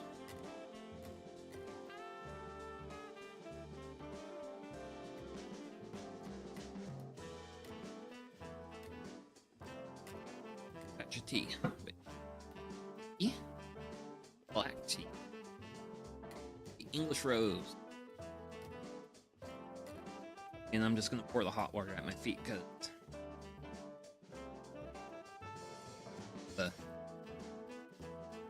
the cast iron kettle is very heavy.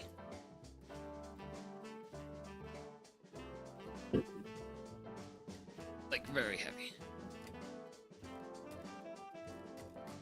At some point, I'll probably throw on the BRB screen, grab the bricks I need, all that fun stuff. So, yeah, I'll be hanging out for a little.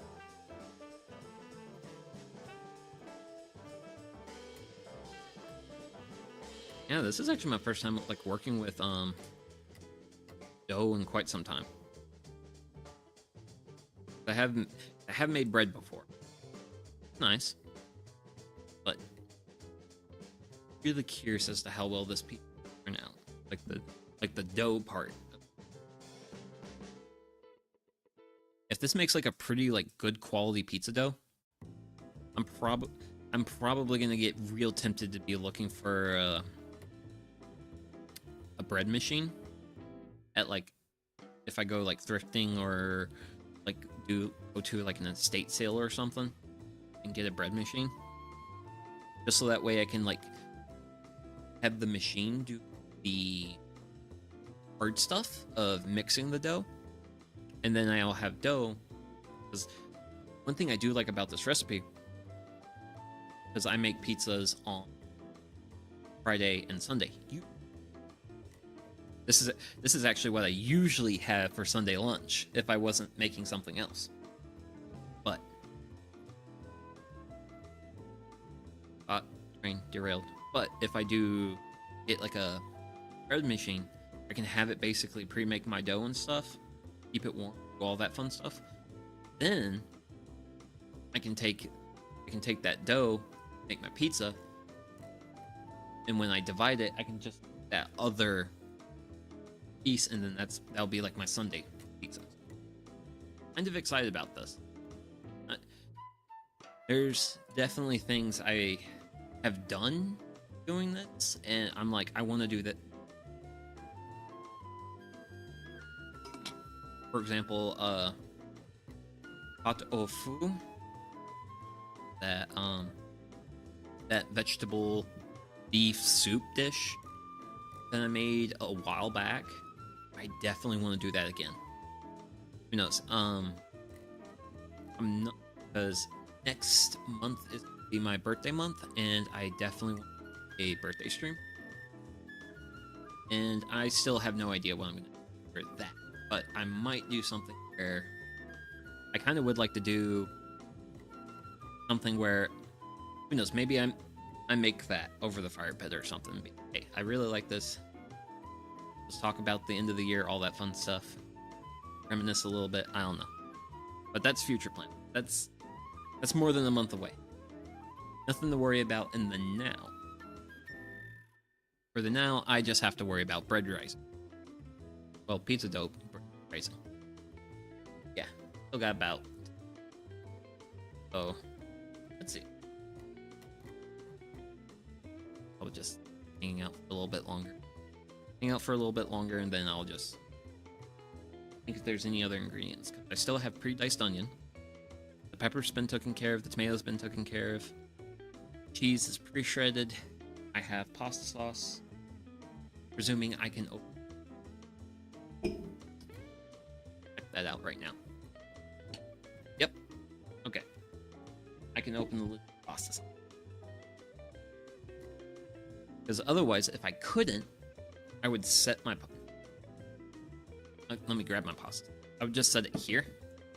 Then the radiant heat from the fire will warm it up and loosen that lid. But granted, the image of the pizza on the sauce definitely helps sell this. Actually, when I was actually evaluating sauces, so this is private selection, and private selection basically Kroger's premium brand of groceries. When I was comparing this to their regular brand, because I was just kind of curious as to like the differences. Pizza sauce. Well, this pizza sauce actually has a lot more this actually has more proper spices to it.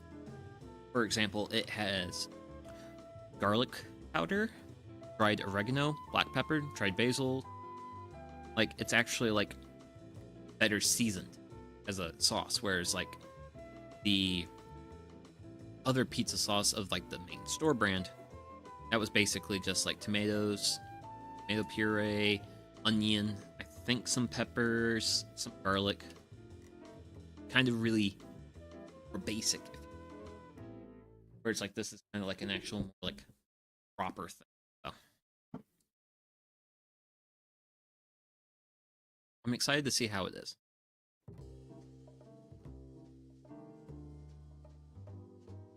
That is one of my favorite. Oh, I'm a big advocate of frozen pizza. Some people like to hate on frozen pizza, but I am personally a fan of it, especially if you dress it up nicely. Like, one of the things I'll do for a frozen pizza is I will add a little bit of olive oil to the top of it before I bake it.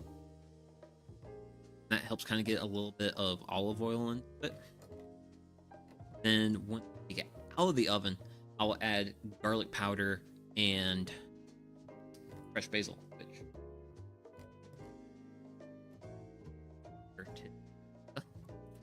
Actually pulled some fresh flowering basil out of the garden because to unnaturally warm temperatures, I'm still growing basil.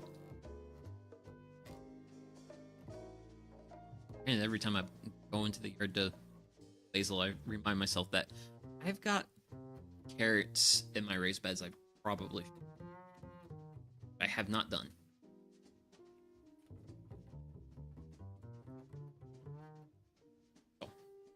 I'm gonna throw on the BRB screen.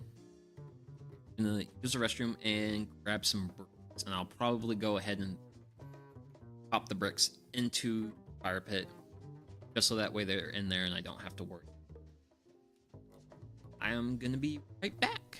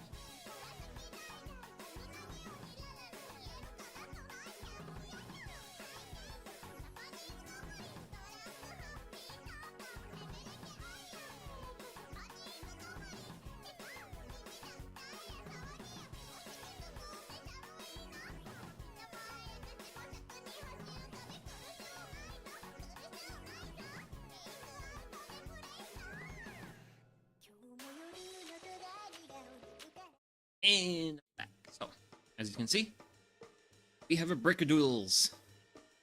I was kind of hoping in there, but I could not find two, so I guess I'm just gonna have to balance a cast iron in that.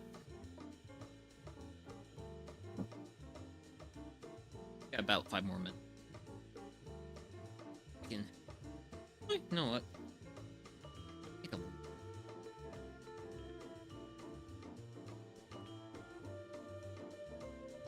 be warm. Yeah, that's reasonably warm. So, bit of. I think it's risen a little bit. Maybe not the most it. So I'll just let that sit for a little bit. And I did also grab my cast iron star of the stream. Oh. Granted, I'm also gonna be a little hard to be patient. I know once I start cooking the probably be like a solid minute. Well, now it's probably gonna be a half hour before I'll actually be able to like eat the pizza. Granted, with the way everything's going, I'll probably once I have the big pizza reveal, I'll probably end stream at that point. That's that point. For now, we're hanging out. Kind of wish I or prep to do. Probably slice the basil up, but I kind of want to save. I like because when I cut basil or like any like homegrown herbs, I usually like to wait until it's a bit closer, and I'm gonna actually like consume the thing because I feel like I get fresher stuff. I'm having to move cast iron for room for my feet. Yeah. Also, after stream, let's see here. I'm gonna be eating pizza. Then I'm actually I did get a couple logs cut up yesterday. Chainsaw, that was fun. I'm probably gonna make a pile of already cut logs. That way I can have that stuff, kind of get that lined up for Wednesday stream. Then I think I'm gonna be doing quite a bit of mulching. I think that's gonna my game plan is get as much mulching done as possible. The weather's really good.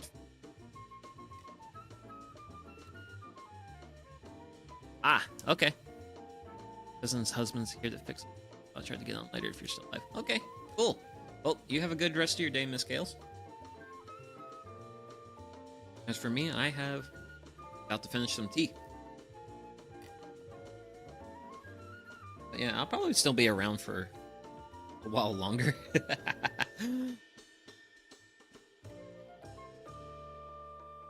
I don't know, probably an hour at the most, depending. I don't know.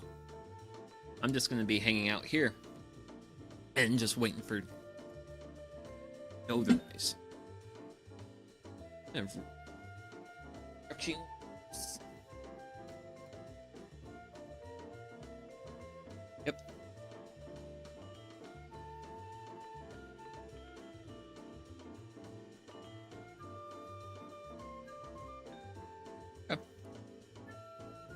I just have.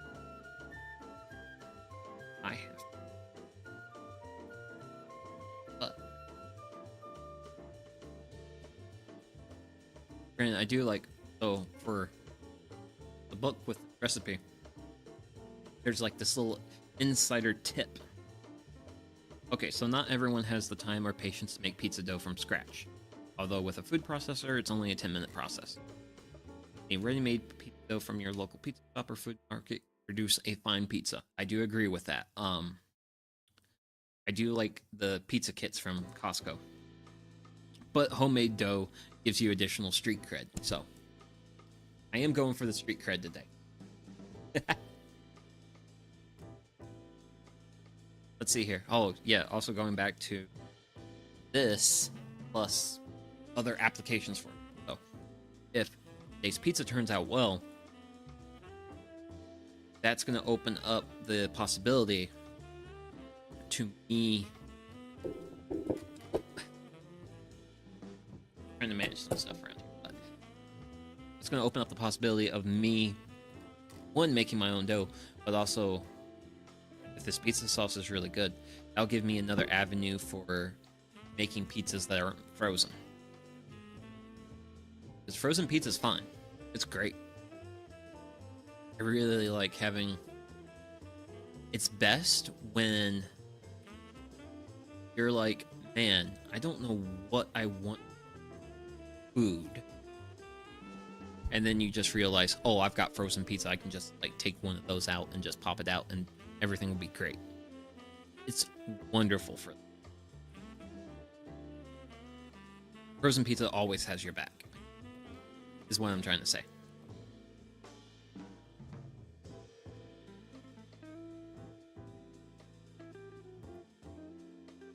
You gotta love making pizza though. But yeah, I have finished off my tea. Well, the tea I've prepared. Set aside.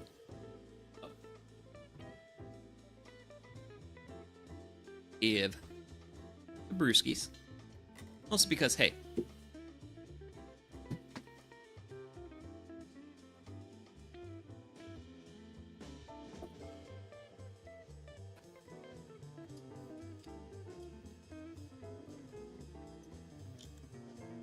I enjoy minor things in life. That and also pizza and beer are just like a wonderful combination.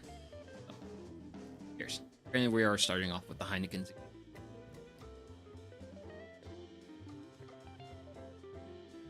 Starting off with the NA beer, keep the head clear.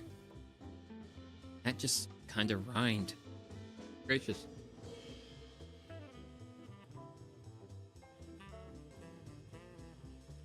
I wish I do have thermometers with longer probes, because I am a little curious about the heat.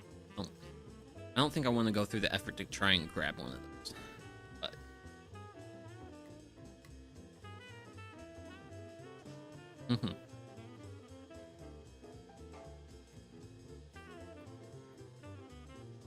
and we're it's definitely the yeast are definitely doing stuff. So I don't think it's quite has risen as much, but hey, I also don't have an eye for these things because, well, I've never done it. Well, I haven't worked with bread a whole lot.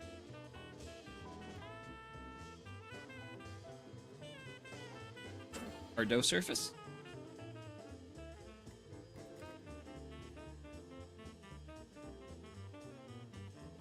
Throw some more flour on that. And then it's a little. Yeah, there we go. We'll go ahead and start working this dough out.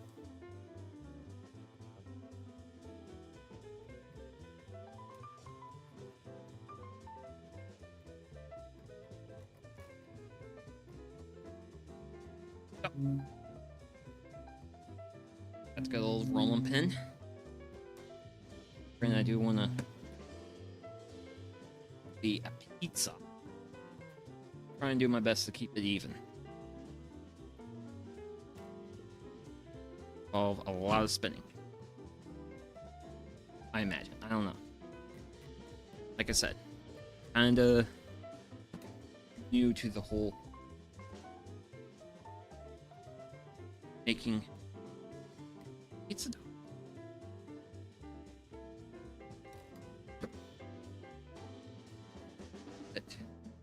It out. It's gonna be great.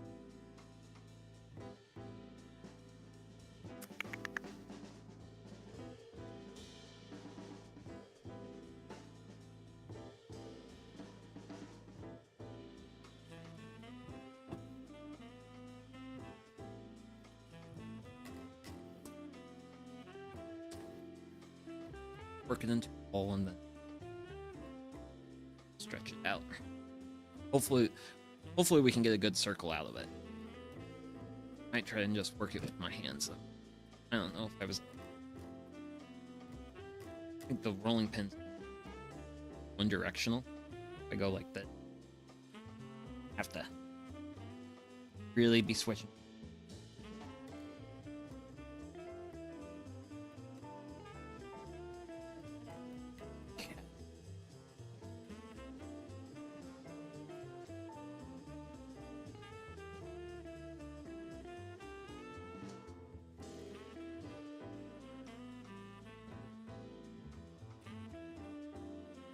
A little bit. It's something.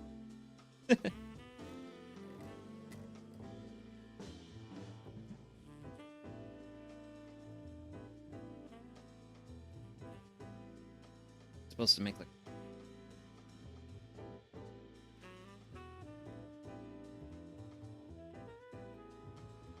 and just eyeballing it. I think I'm pretty close though. And I do have my cast iron skillet, and that's getting pretty close, so.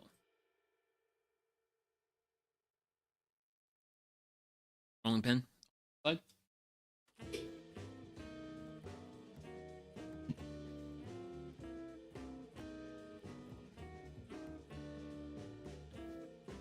Skillet for sense of scale.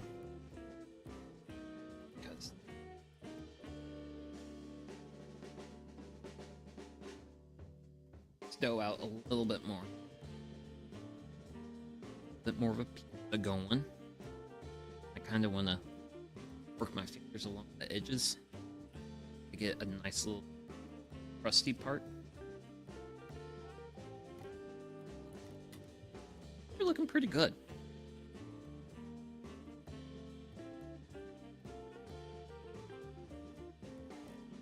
A little bit of olive oil.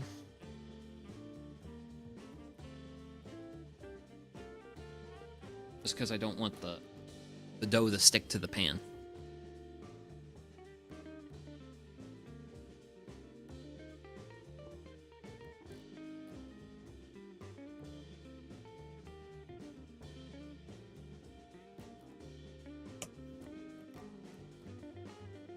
Bend it. Mostly because I want to evenly distribute that. Oh, ah. Wanting to shrink on me. Banded. Appreciate it.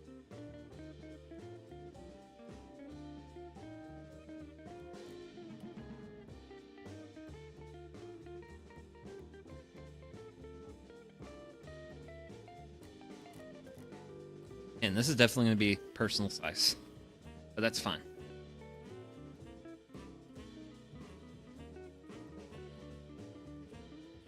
And see, I have no innate talent for the stretching of the dough. No.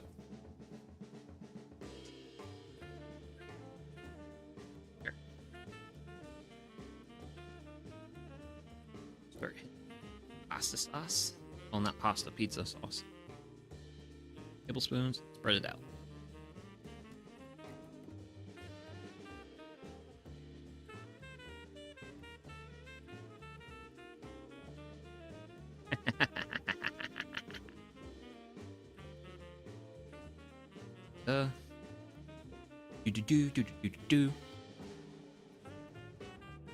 That actually looks like a reasonable bit of sauce to it.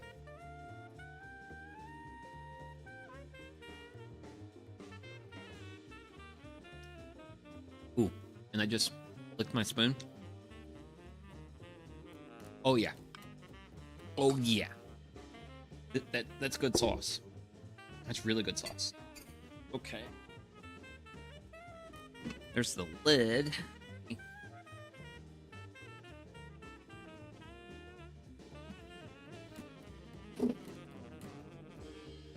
Grab my onions.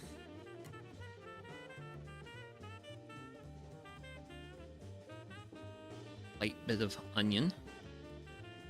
I feel like I should have probably reheated the skillet a little bit. Got a little bit of onion on there. Grab our thing of veg.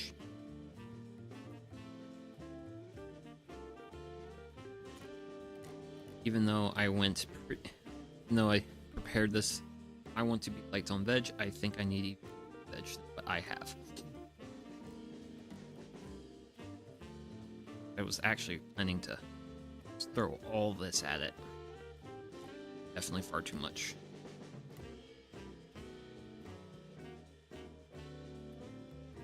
Kind of try to spread out our tomatoes and peppers. The rest of this I'll save for later. And then last but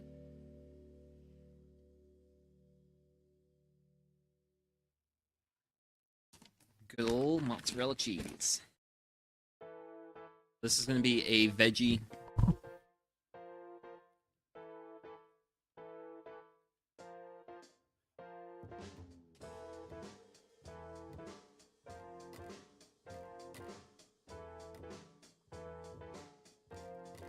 Oh, there we go. Yeah. Oh.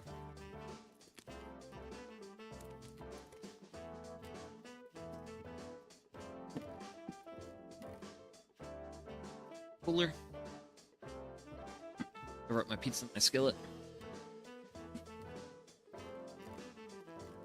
Go ahead. I need to do a little bit of manipulating my coals here.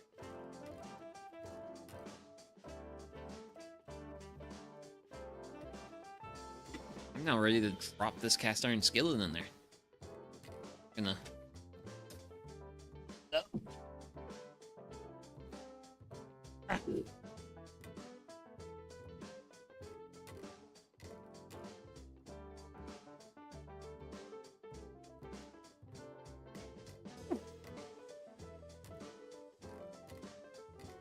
That's warm.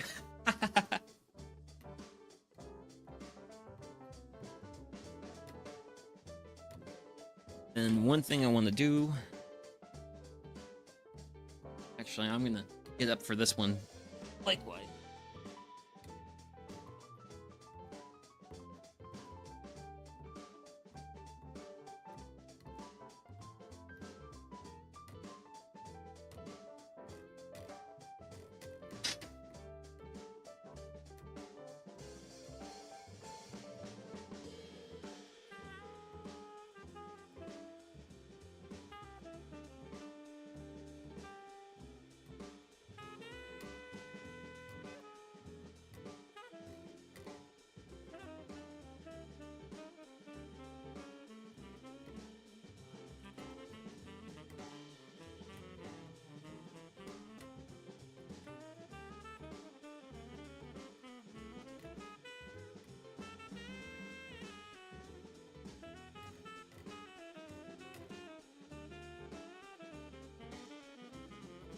Okay.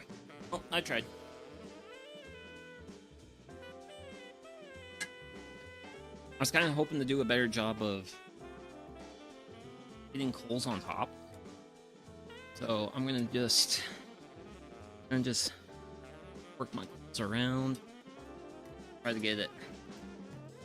Try to even things out. And yeah. We do got a few coals on top. Good. So that now gets to sit for a little while. I think I'm gonna let it sit for at least 20 minutes. Or close to 20 minutes.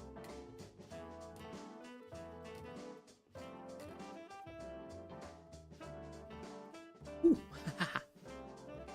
But yeah. It should be our pizza is now cooking. Yay! Actually, I'm trying to think.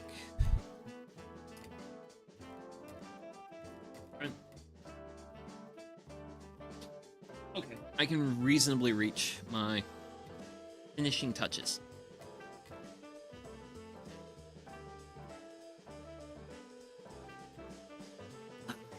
So, all I got left to do is yap, enjoy my Anakin Zero, and yeah. No.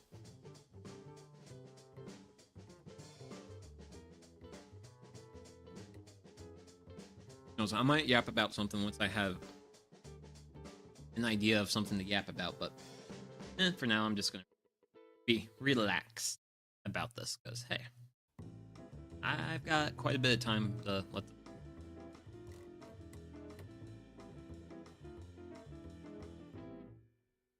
So for now, just relaxing. Granted. Okay. Yeah. Definitely make sure I speak up a little bit more. There's been a couple of times where So, yeah, speaking on things to improve. Being more projecting with my voice. That is a thing I need to work on. Which I do try to keep an eye on my sound. That's kind of the reason why you see me like looking down a whole lot, is because I'm like looking at my soundbar, trying to judge, hey, how much am I like vocalizing all that fun stuff. So, yeah, just another thing that I try to do. Not super good about it, but I try. Yeah.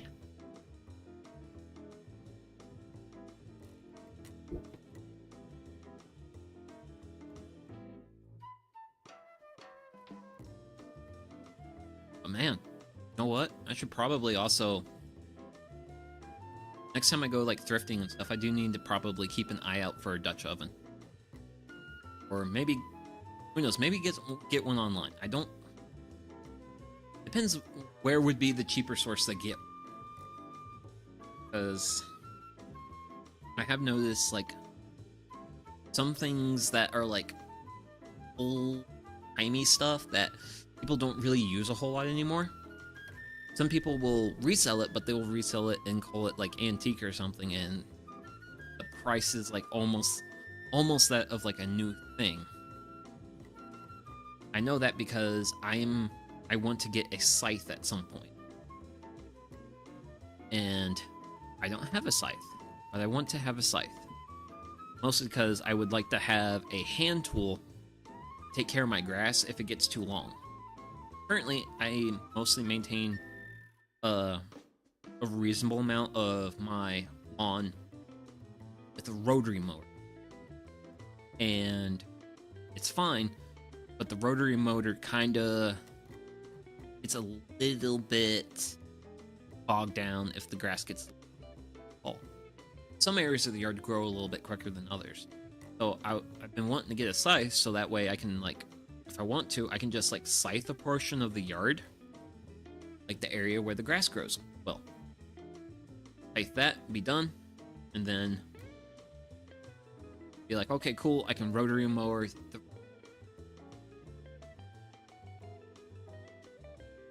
There's something I want to do. And I feel like that's kind of like a thing when you're like getting into like old-timey hobbies and things. It's like, man, so many things are like kind of expensive. Well, people price things kind of expensive, or the word antique, versus like antique is like something that's like old. Is one of my big questions with like a lot of the eyes I've seen on like places like Craigslist or Facebook Marketplace is like, I don't know how much mileage I'm gonna get out of the handles before they break or something. I don't know how much luck I'll have in finding a new scythe hand. Because I've rehandled hammers, I've rehandled axes. But ooh, starting to hear a little bit of sizzling from cast iron. So that's a good sign. It's heating up. I just hope the bottom's not heating up too much. That's kind of like the concern here. That's also kind of like the reason for the brick. I want to kind of push.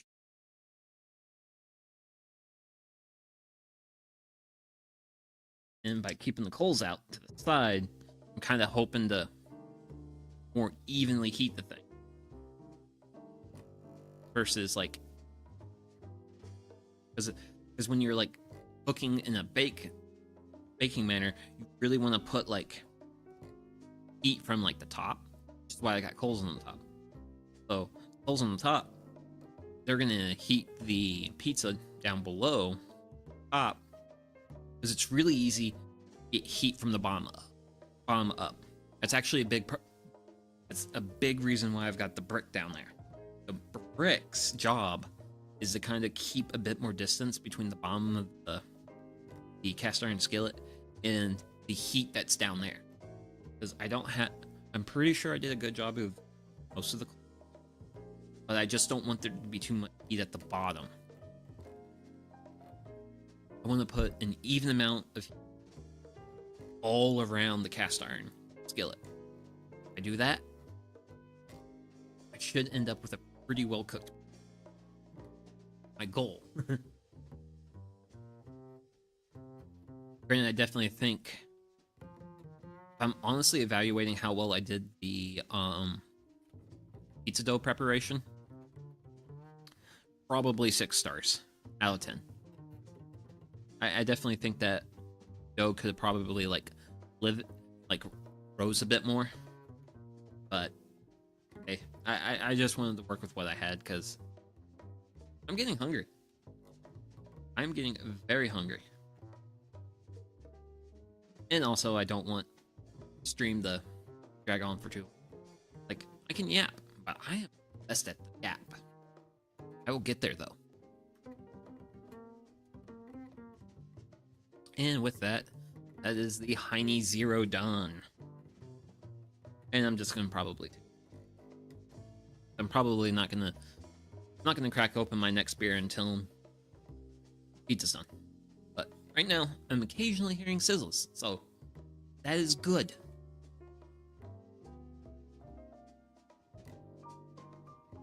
Granted, other things I need to learn how to do.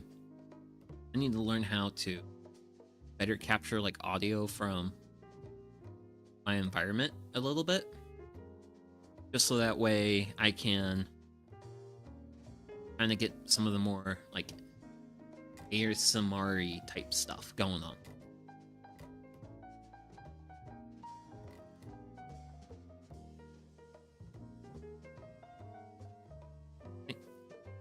It's consistently sizzling now. Before it was just like sizzle a little bit, sizzle a bit, but now kind of like, which is weird because you can't hear, if you're using like a conventional oven, you can't hear your pizza cook while it's in. But here, I can hear that. Neat. I like it. It's a little bit different and strange. Granted, I'm also thinking about how much fun I'm gonna have when I have to take that thing out of there.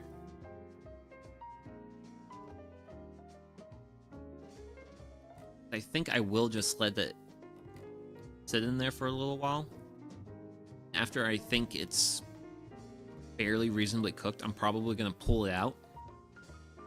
But I'm gonna let the pizza sit in the cast iron for a little bit longer and let the residual heat from the cast iron cook the pizza. Is my game plan. That's the game plan. Don't know if it's gonna come to fruition or not, but I wanna. That's what I want to go for. That's what I want to go for. So, time for some water. Gotta have some water. Yeah, that's good. That's the good stuff. But yeah, we got a little bit, got a little ways to go for. Do I want to grab it for the top? Do I just want to be careful? I think I'll just be careful when I take the lid off. But yeah, this is actually like roughly the level of fire you want whenever you're doing like you're cooking like something like small like this, or honestly almost any cooking at all. You definitely want to have just like a nice bed of coals. It's just putting out like a nice bit of radiant heat. You don't want like big active flames. Big active flames is definitely a little bit on the too much side.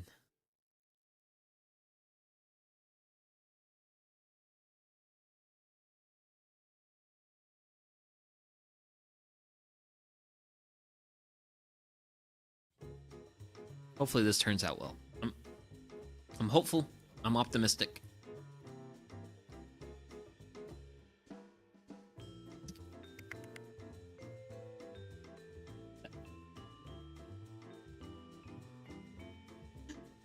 Where I put that. And not this.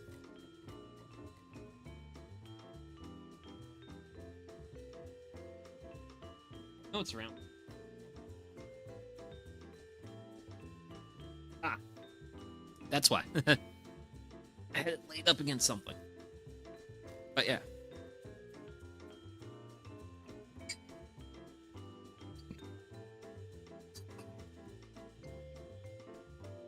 But yeah. So we got our pizza cooking. So since we got our pizza cooking, I'm gonna go ahead. Grab my basil. I actually don't buy basil for that. Boop. So I'm just gonna go ahead and get my basil cut.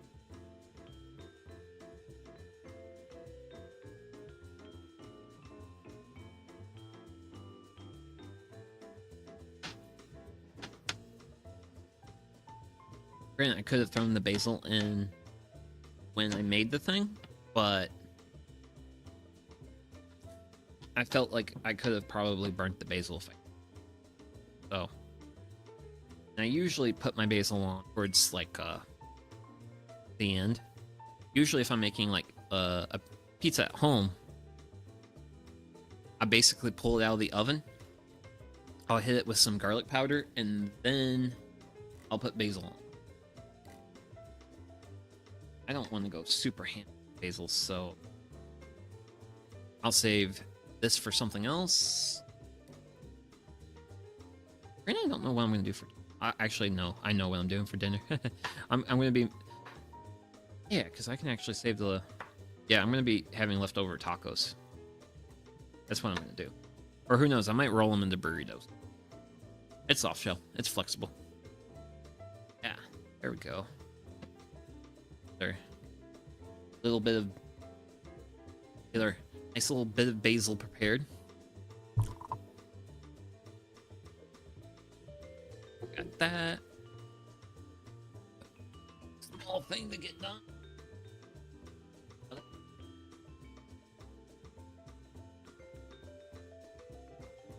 Little debating on how much stuff I want to line up here. Eventually, that skillet's coming out. And, I'm not sure if I want to put it up on my little like workbench or not. That is question.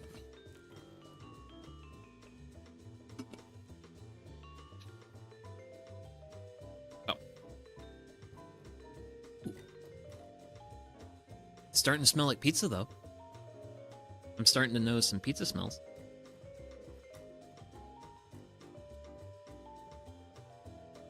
I'm not sure how much, because it's been close to 20 minutes. I think I'm probably going to give that 2 minutes, and then I'm going to pull it. I'm going to pull it, and I'm going to see what I'm going to get. And when I do go to pull it, I'm going to definitely get up out of my chair to do that. I do want to I do want to check on it at some point, which I might. Oh, look that. I don't want to. I don't want to get super messing with it just yet. Who knows? I might be able to, because that lid has a thing I can probably hook this up onto, and I can just like pop it up and take a look. Which, you know, maybe here in a little bit. Right now, hearing some sizzling, starting to smell a little bit like pizza. The number one thing I want to do is I want to make sure I don't burn it. Don't want to have burnt pizza.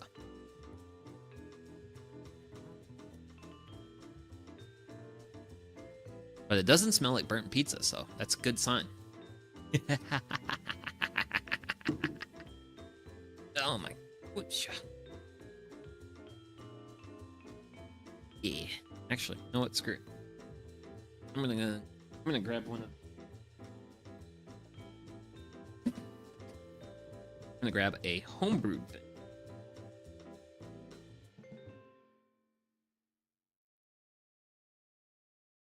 This is my Oktoberfest.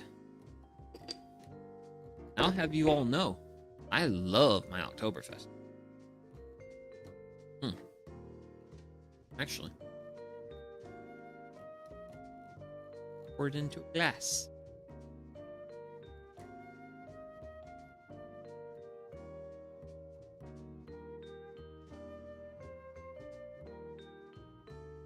Not sure if you can see the. Oh, yeah, you can. Yeah, well, it's mostly foam you're looking at. I was kind of wanting to show you the cloudiness that's caused by the yeast that fills out. That's why I used homebrew earlier for when I was like pre-making the dough mix thing. Okay. It's been 2 minutes. Well, 2 minutes. I'm gonna. Let's see. Can I cook this? Take a peek. Ooh.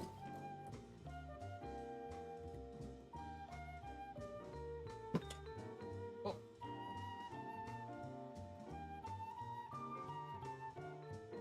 I saw plenty of what I needed to see. That skillet's going out.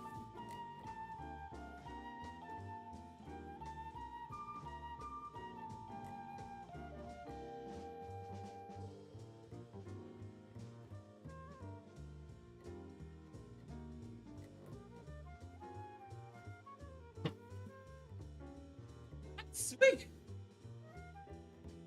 Oh, give me a minute. Give me a minute.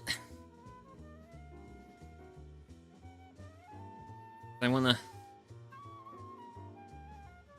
Woohoo! Okay, so we definitely did. We got a little bit of a burnt crust here, but man, we have achieved pizza over the campfire. Oh, excited. And it looks so good. Okay. I definitely want this thing to cool down. So, grab my scoopadoodles.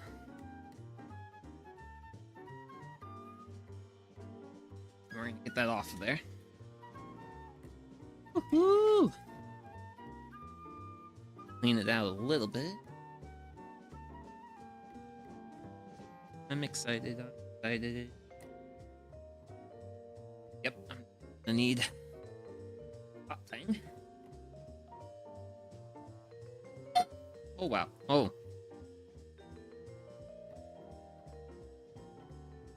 That burnt my glove. Fix it.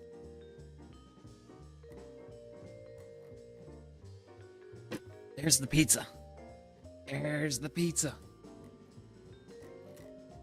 I'm gonna it with my that I mentioned earlier.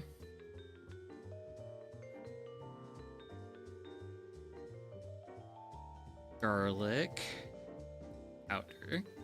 I love garlic. Love garlic a lot.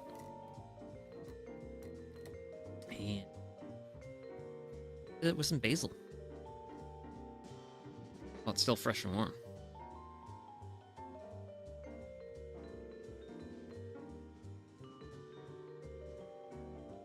Oh, man.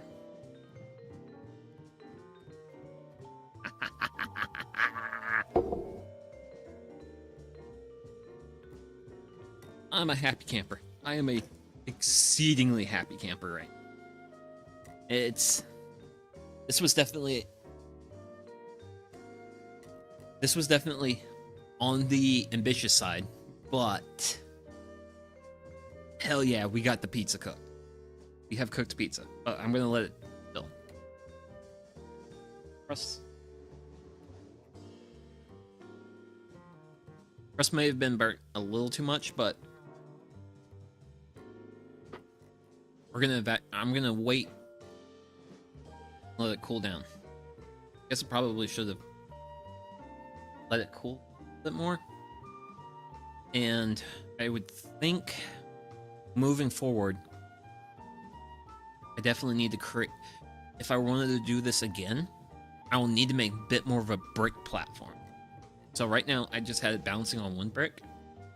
What I probably should do is build a platform of like 3 bricks. With like some gapping between the bricks. So there's some like good airflow. Oh man, the pizza smells great. Pizza smells amazingly.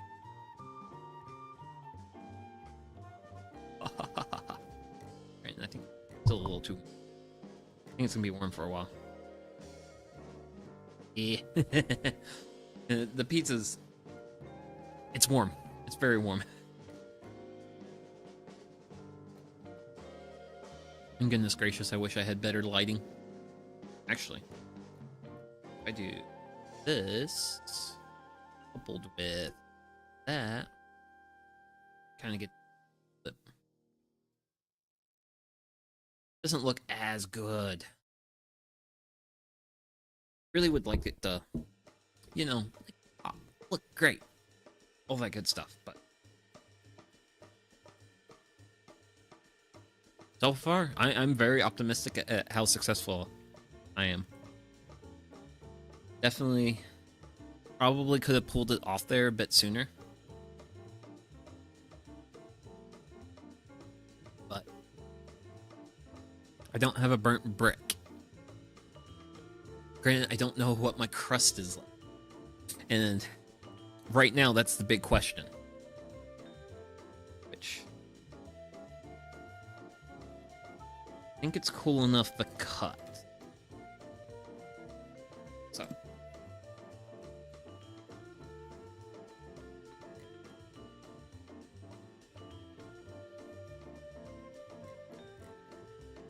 Which the edges are... So if the edges are the rough part, then that's fine. Yep. That's the issue. Edges. Oh, there it is. Kind of get a bit of a side view here, but ooh. Oh, me kind of. We definitely got a bit of a burnt crust. Very carbon rich. Definitely need to figure out a better platform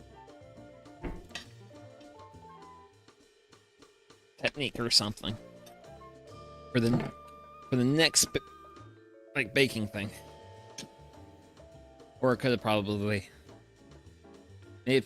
should have just done a honestly just done what my family does usually with damn, I didn't grab any Parmesan cheese. That's a failure of mine. Should have hit this thing with some Parmesan cheese.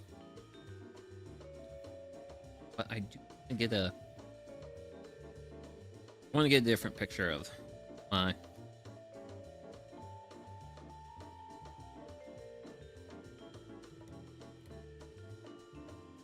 pizza. Because I think it looks cute.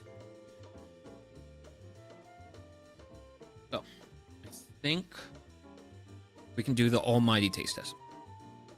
Maybe. It definitely got very warm in that cast iron skillet.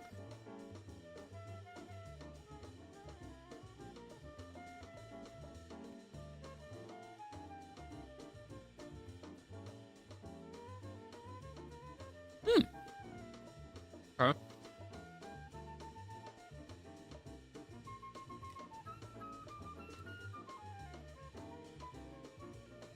Yeah.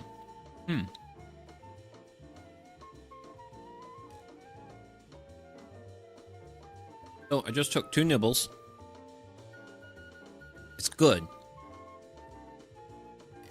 And what I'm kind of surprised by is I didn't notice like the burntness as much.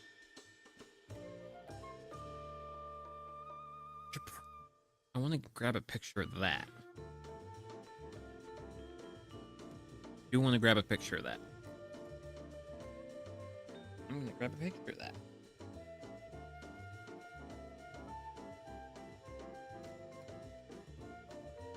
Kind of good. Picture, I mean. Because I definitely still have to wait for this.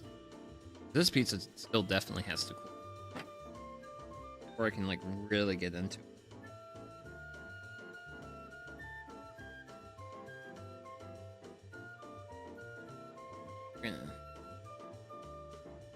That looks alright. That looks alright. Should be fine. Should be fine. But yeah, pizza, beer, the recipe for happiness. Well, another recipe for happiness. But I do like how just placing this pizza on this plate has made this plate, like the area where the pizza is, I cannot hold it. That's how warm the pizza got.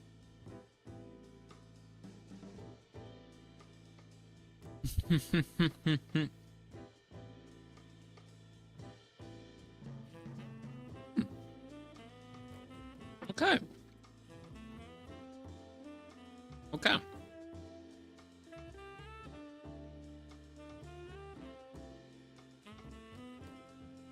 Oh. Evaluation time. Oh, man.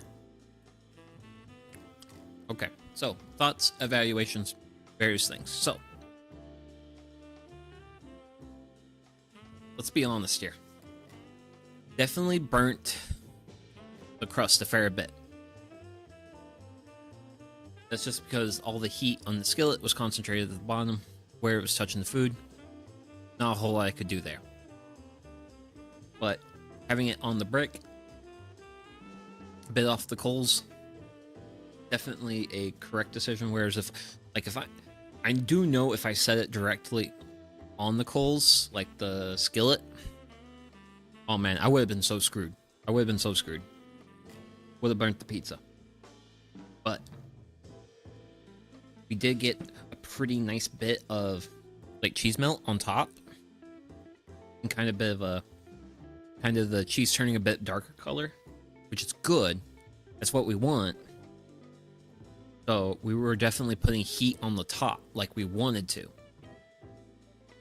But unfortunately, due to the nature of the cooking utensil I was using, definitely got a little too warm. So. But overall, well, okay.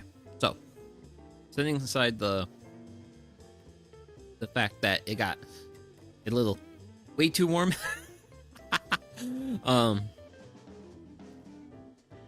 It's good. Good. I mean, is it the best pizza I've had? No.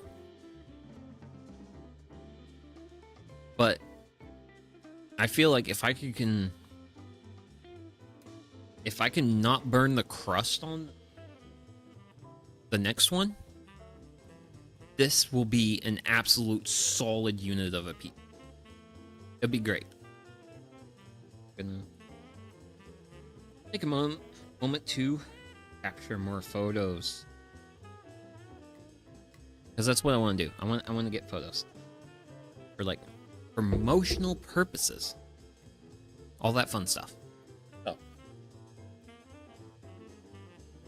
hopefully this will... It will cool down eventually. Granted, I think it's pretty close to being cool enough for me to actually, like, eat on. So, and I think this is a good time to end stream, so... I'm Sugi Yamagawa, and thank you very much for tuning in today. I know it got a little slow pace at some points because we were waiting for dough to rise, but overall, this was fun. It was different from what I normally do, as well, a bit. What's the words I want to use? Like, it was different from the perspective of like a process. A bit, because this was a more baking process. Whereas we've used skillets, we've stir-fried things, we've ground beef, we've made soups. Made 2 soups. Yep. Ooh, okay, so thoughts now having I like cheesy potato soup. But I've never made cheesy potato soup. I'm gonna have to look for a recipe for that. That'll be a fun thing to make. Nice cheesy potato soup. Especially now that we're in these cooler months. This cooler weather. Really great weather for like a nice like cheesy potato soup. Not 100% sure if I'll actually do it or not, but hey. We'll see. I don't know. But yeah. Thank you very much everyone for tuning in today. And I hope all of you have a great rest of your day. And yeah, and I also hope you live the best life that you possibly can. And this is Sugi Yamagawa, and I'm signing off. See ya. Bye-bye.